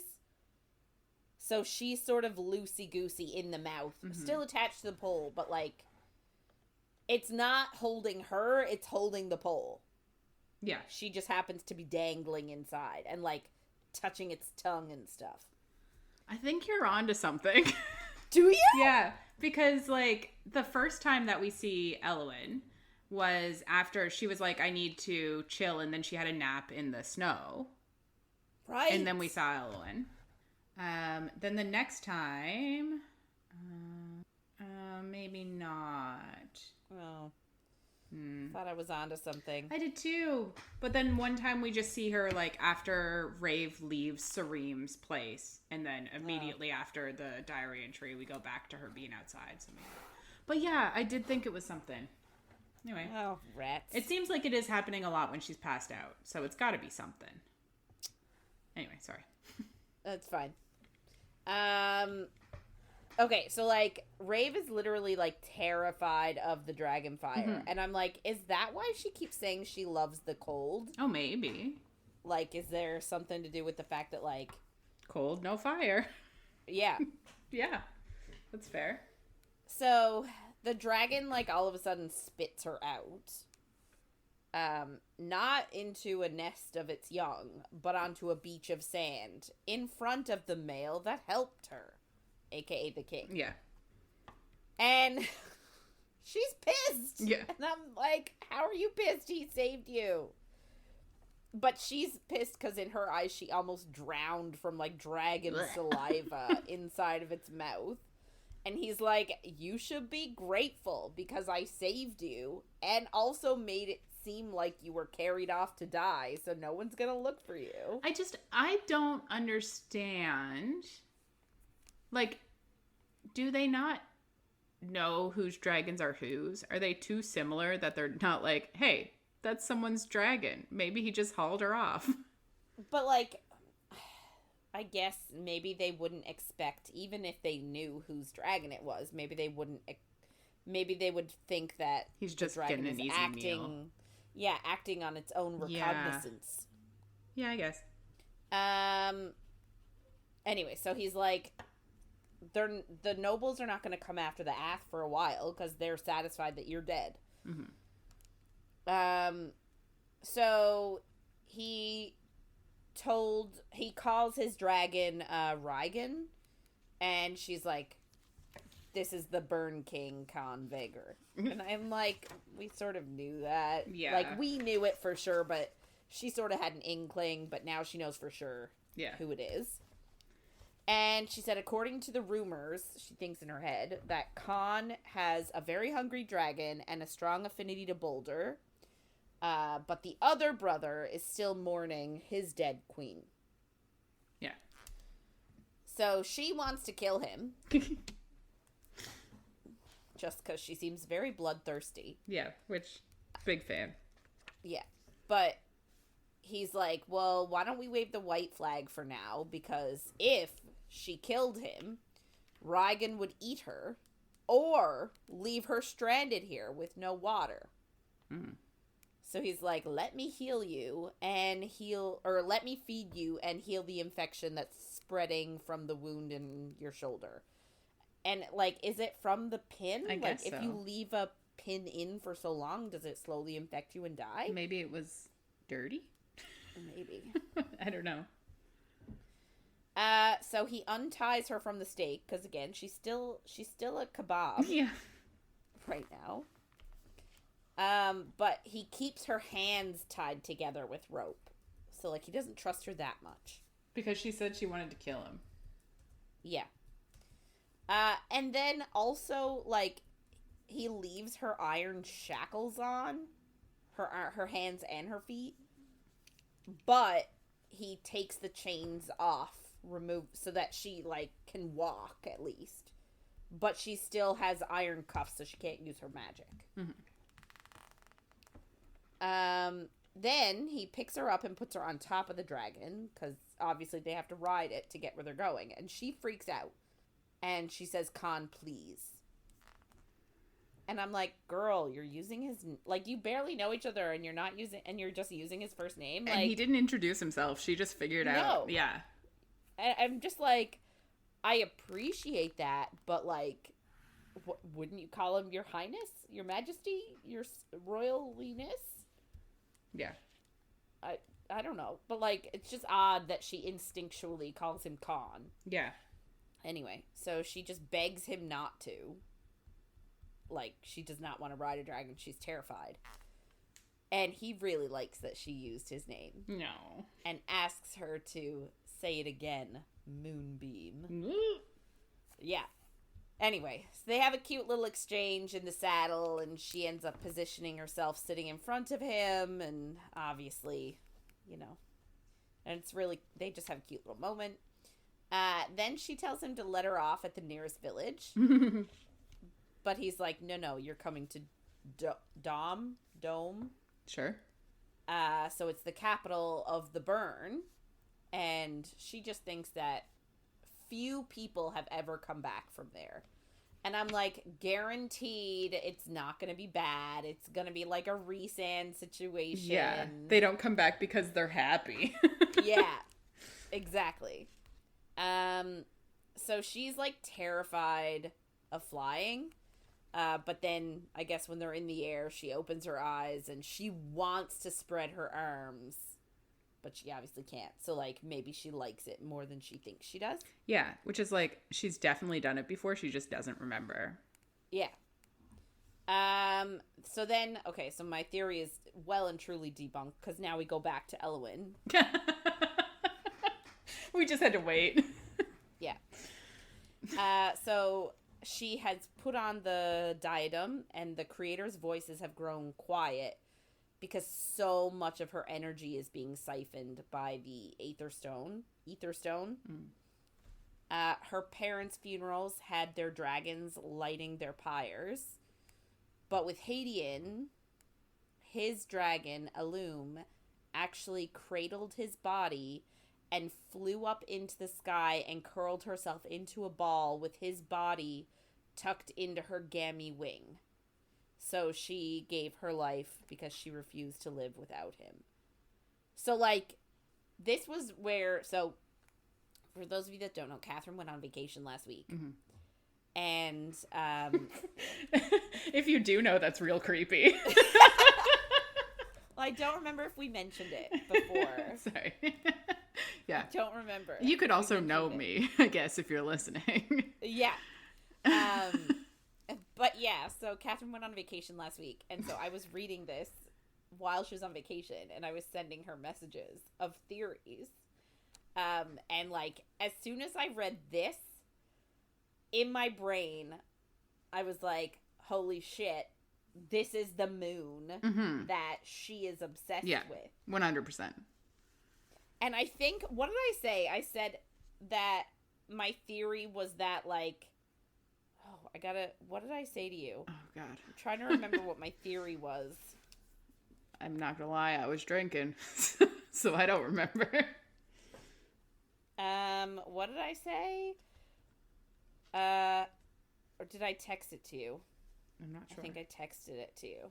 I did. Sorry. I know this is weird. Okay. Oh.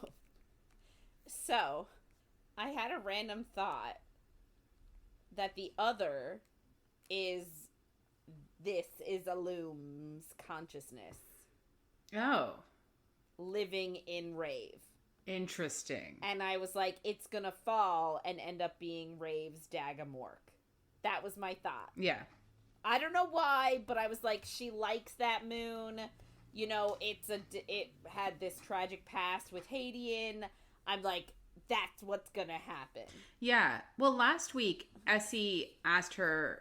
Well, she said that Essie asked her at one point to know. Yeah.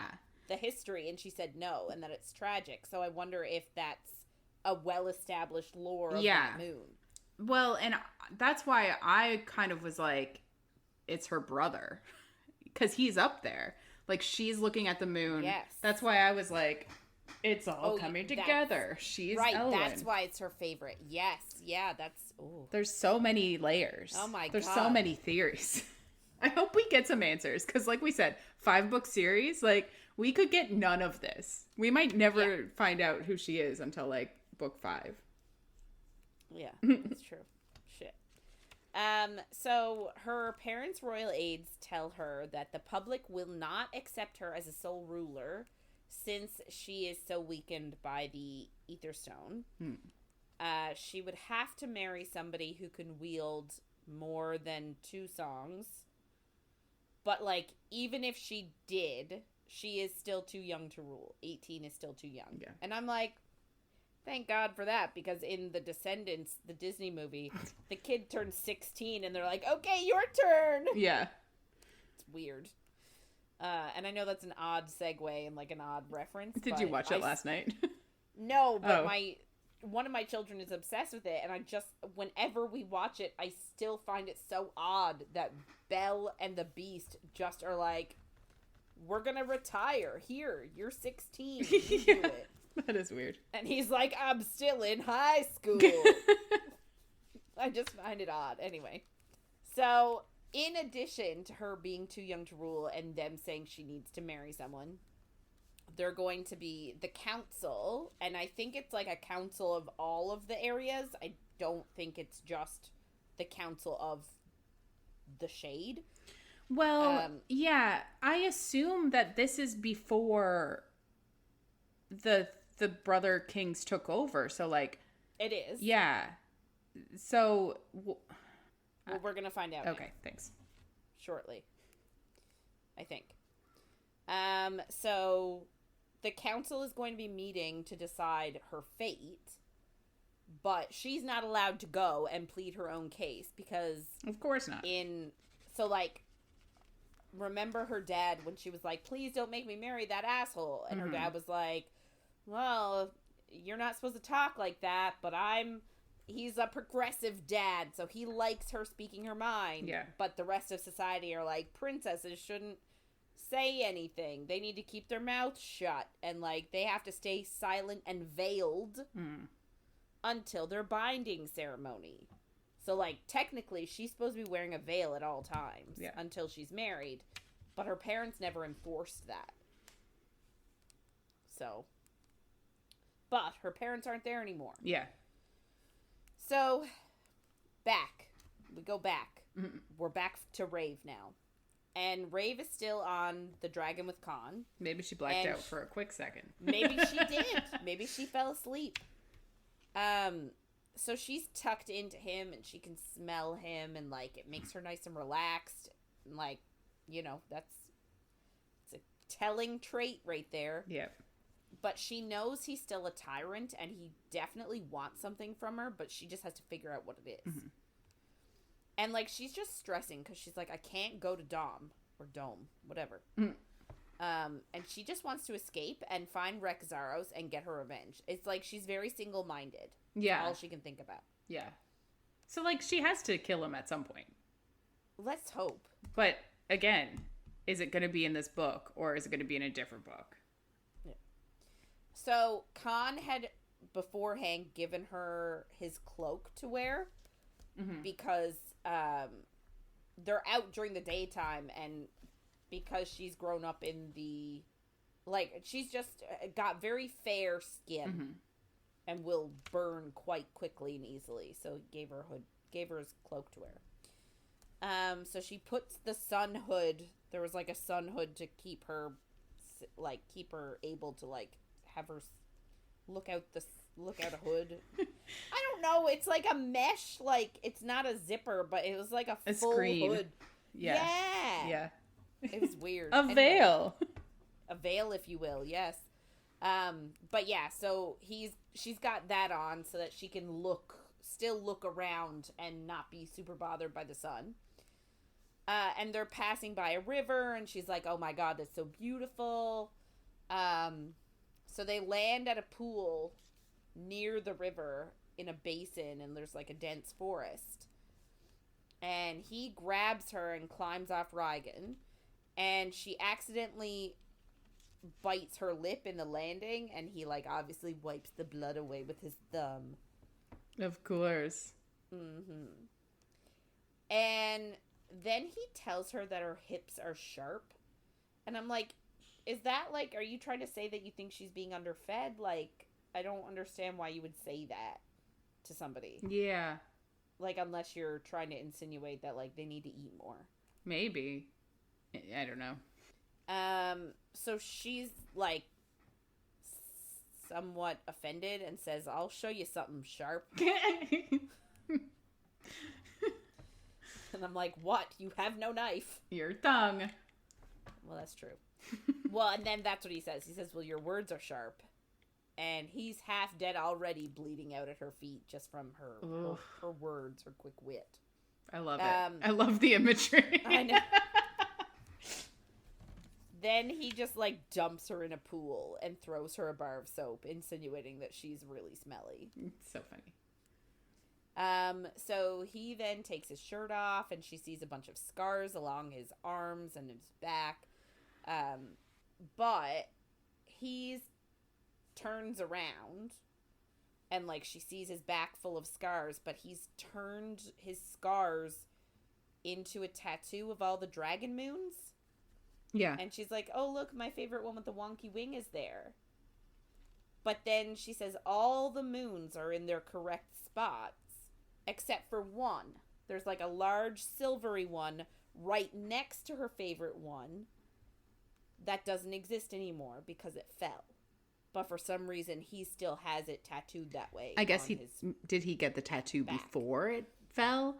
Also, silvery one, is that the mother of a loom? And therefore her dragon, in my theory.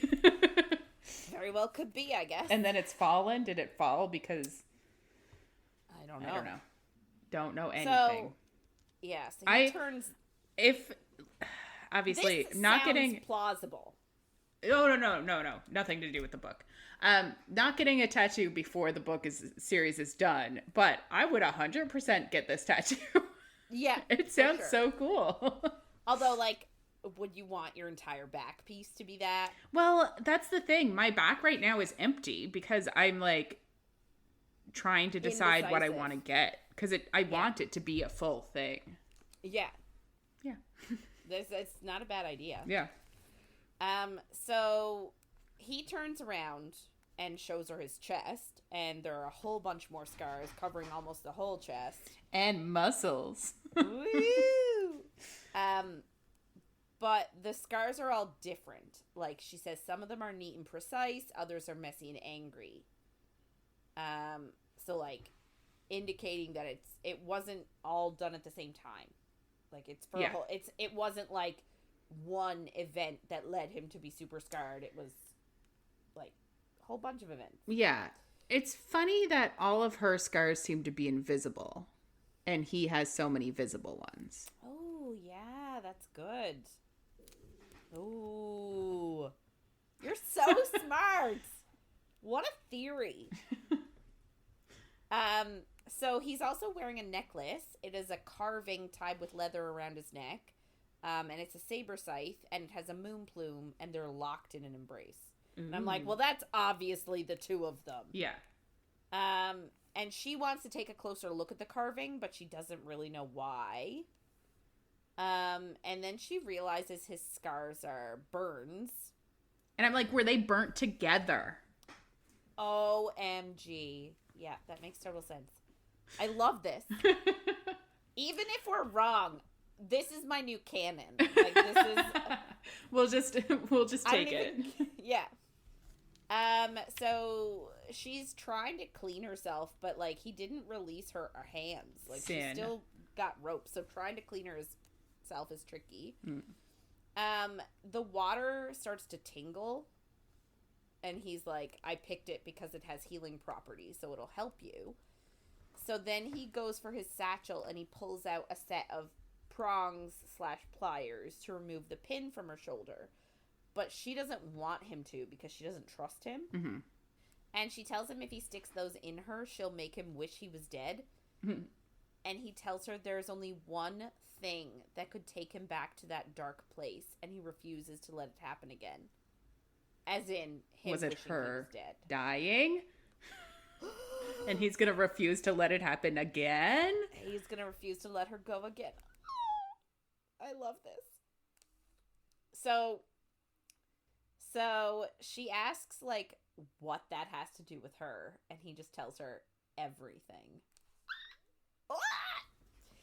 And then he tries to explain to her that she already looks paler than yesterday, and that if the pin stays in, tomorrow she'll have a fever, and the next day she'll be dead from the infection.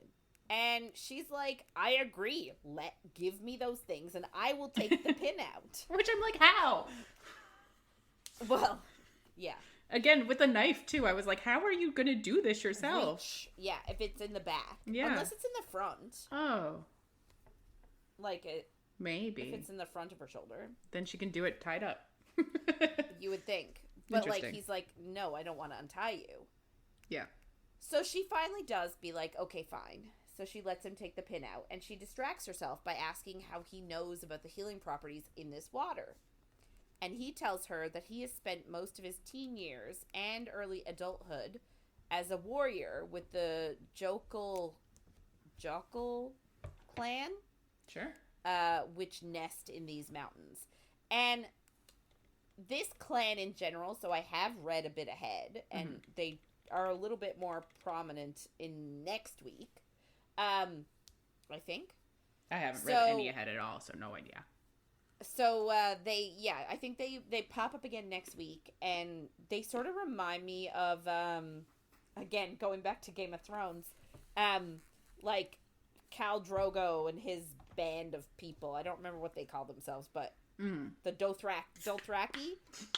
So they're sort of like that. Yeah. I get that vibe. Makes sense. So he says he used to, after, like, training with the Jokul clan, he says he used to sneak here in the evenings to soak away his wounds. And That's a lot of wounds. Yeah. But she's confused because she's like, but you're a king. Like, what were you doing with living with these people in the mountains? And he says that his dad sent him here at 9 because he could only hear Boulder and Ignos. So that's 2. Yeah. And if he could make it through their training methods, his dad might respect him. Wild. Yeah. So hearing 2 songs apparently was not enough. No. And she just tells him that, she thinks maybe that she hates that his dad did that, and asks what happened to him, the dad. Yeah. And Khan says that he cut off his head and fed it to Rhaegar. Love it. Because he was mourning someone he loved very much. And his pa had done something unforgivable, and he took her revenge because he thought she no longer could. What? And now, I know! And now he has regrets. Interesting. And I was like, is it because she isn't dead and is standing right here? Yeah. And then she asks what her name was, and he tells her it was Eowyn. And this is where we realized we had her name wrong. Yes. We did realize then we've been saying her name wrong, that it wasn't Elvin, it's Eowyn. And then he pulls the pin free, and it hurts like a bitch. Yeah. So she feels like this wave of something go through her, like sadness or envy or something, but she immediately dismisses it. And she asks what happened to her, and Khan just tells her that she died, and then he walks away. So, like... Interesting. Yep. So she then, like, as she's washing, finds a dragon scale and hides it in her pants before following Khan out of the pool, and, like, they're super sharp. And then she sees Rhaegar flying away and sees Khan with, like, a black bug in his hand. And she's like, what the fuck is that? And he says it was a tick that was lodged under Rhaegar's arm. And he says since he had his last shed, his scales there are still soft. And if they left the tick there, it would poison him and make him rabid. And they would have to kill him so he wouldn't destroy any cities. So, like, I immediately connected her, like, hearing these things about... his vicious dragon. Yeah, is maybe something like that. Mm-hmm. So she was confused because, like, he's supposed to be a tyrant that lets his dragon burn cities to the ground. Yeah. So she's just really confused. So they head there to this, like, man-made dwelling, and it has, like, a veggie garden, and she feels this, like, well of emotion, but doesn't understand why. She's been here before. That's what I'm thinking. And then he tells her that he's gonna make a big batch of soup for them to take on the rest of their journey, so that they don't have to stop at any villages, because he doesn't want to be seen with her. And she obviously takes that as an insult. So they head into the dwelling, and it's super cozy. There are carvings of saber sides everywhere, and she asks, what is this place? And he says that his ma created it as her retreat. And she asks if she can spend slumber anywhere else, because she says this feels like a family space, and she's not family. And in her head, she thinks it's wrong to be in someone's private space when she's fantasized about killing her son. Which is funny. So she doesn't want to be in his mother's space because she's, like, had ill thoughts about the son. And he essentially just tells her to get inside, that she's being ridiculous. And she also thinks that there's this northern custom where you offer something in exchange for shelter. And she says she has nothing to offer in exchange for time spent under his ma's roof. And then he tells her, like, your name will do, because he literally just has been calling her Prisoner 73. Yeah. So she tells him it's Raeve, and she has no last name. And all the color drains from his face, and asks her if it's just Raeve. And she thinks that another name sizzles through her soul and repeats Firelark 3 times. But she says just Raeve. So I'm like, what the fuck is that? Yeah. So, like, we're getting all these little, like, pieces of mystery, and I'm more confused than ever. Yeah, but I love it, but I also am like, just give me the answers. Yeah. So he makes the soup. He uses his wield thing with the fire in it to light the stove, and, like, she cringes. And he just tells her, he was like, you don't like fire. And she's like, no, it's fine. But obviously he doesn't believe her. But nonetheless, he grabs one of his tools and he removes one of her iron shackles from her arm. And she's like, what about the other one? Or what about the ropes around my wrist?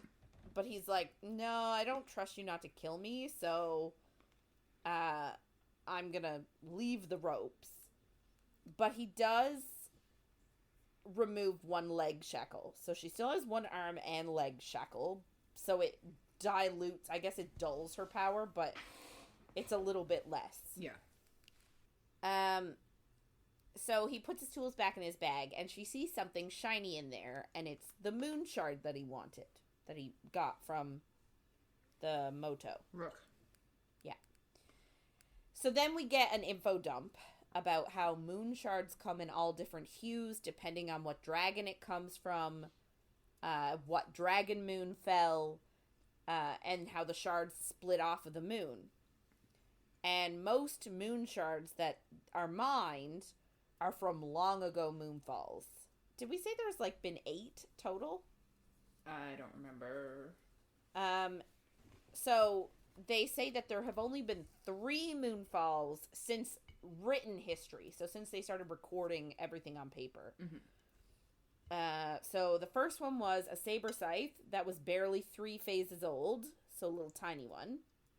A molten maw that was huge. And a moon plume, which was the first one to fall in 1,000,000 phases. Which we can assume is the one that's on his back. The moon that's on his back that's no longer there. Yeah. Or I assume. Yeah. And she thinks that the moon plume shone with the light of 1,000 moons, and when it fell, it created a crater as large as a city. And she thinks that she has seen shards of it before in a place where she was remade more times than she can count. And she doesn't understand why he wants moon shards from a moon that fell more than 20 phases ago, but she didn't want to ask. So that's pretty recent, only 20 phases ago, 20 years ago. Also, does she remember being remade multiple times? Like, what the fuck? I don't know, and I don't even know what that means. Yeah. So they sit in the kitchen, and Khan carves a dragon scale into a blade, I think. And she thinks that she has had dragon scale blades before, but Wreck probably took them all from her. And she thinks it's really weird that they're traveling with no other soldiers. Like, he's the king. He should be traveling with men. Men. Yeah. But he's not. Makes sense. So, but I mean, I guess that thought goes away very quickly. He serves her the soup. And her wrists are still bound, so she's struggling to eat with the spoon. So she drops the spoon on the floor, and he goes to get it for her. And she just bites his arm. I guess she's mad. Yeah.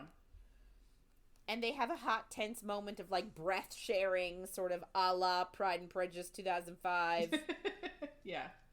I love you most ardently. Please do me the honor of taking my hand. Anyway, he's obviously pissed that she bit him. And he tells her that they can play rough after she eats.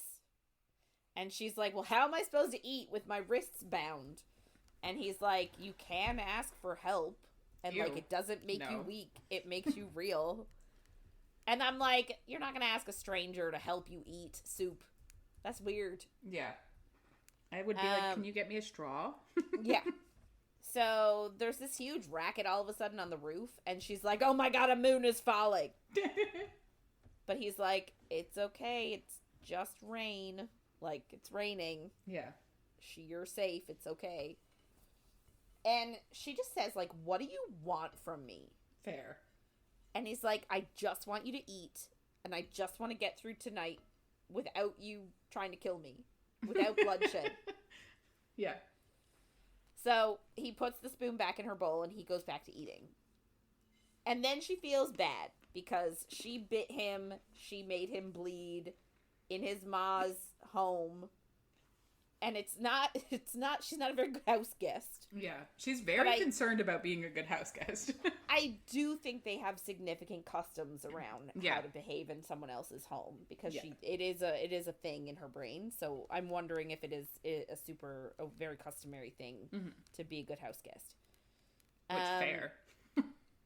Yeah. So she thinks of Essie and how she always cooked and baked and Raeve always thanked her. But she didn't even think to thank Khan for making the soup. So she does thank him then. And then she just shoves her face in the bowl of soup to eat. What else is she supposed to do? Yeah. So it's amazing, of course. He's an amazing cook. And he laughs, and that causes her to laugh. And then she spurts soup through her nose, and they're just laughing together. And then he just stops and stares at her. And then she thinks that maybe he doesn't want her for her affinity for Claude and Boulder, but maybe he just wants her. Yee, that's spooky. Which is, in her brain, much worse. Because everyone she cares about dies. So, like, we get that this is going to be an instance where she is pushing people away. Because, like, if she is Eowyn, she's right. Oh, yeah. Like, literally everybody. And if she's not, she's still alone, so it's still correct. Yeah.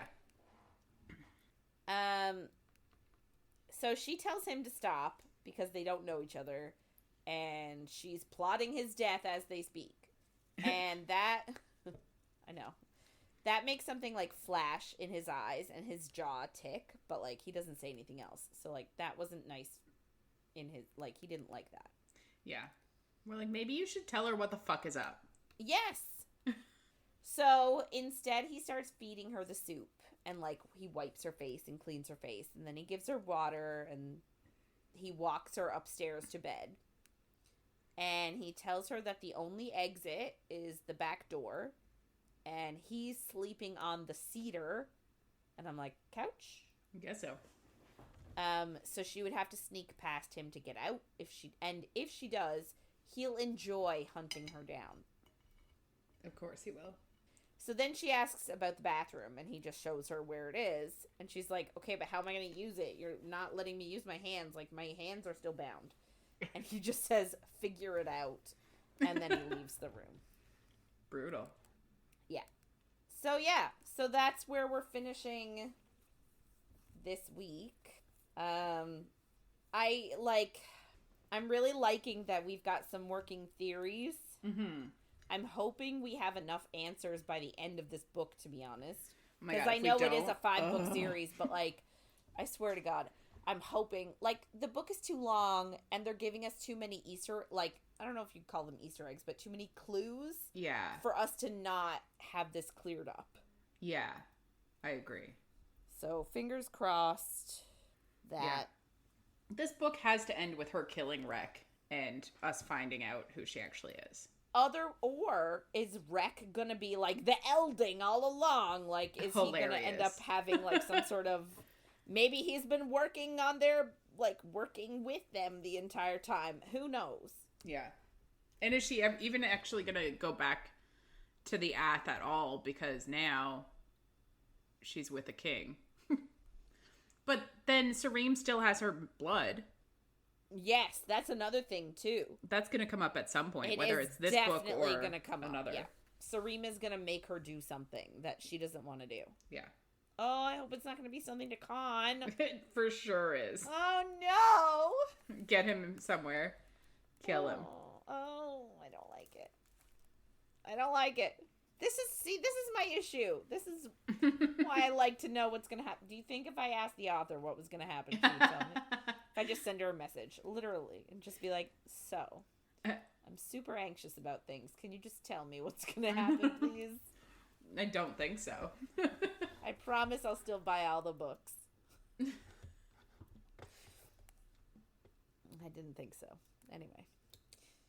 Okay, well, we're going to wrap it up for this week. If you want to get in touch with us and share your thoughts on anything you heard in our episodes, or if you have any book suggestions for us for the next month, please reach out to us by email at coffeeandcoread@gmail.com or on Instagram or Facebook at coffeeandcoread and coffee.coread on TikTok. So next week, we're going to be reading chapters 35 to 50 of When the Moon Hatched, and you can follow along. And if you're enjoying our chats, don't forget to follow, rate, and review wherever you get our content. Thanks for listening, everyone, and we'll see you on the next page.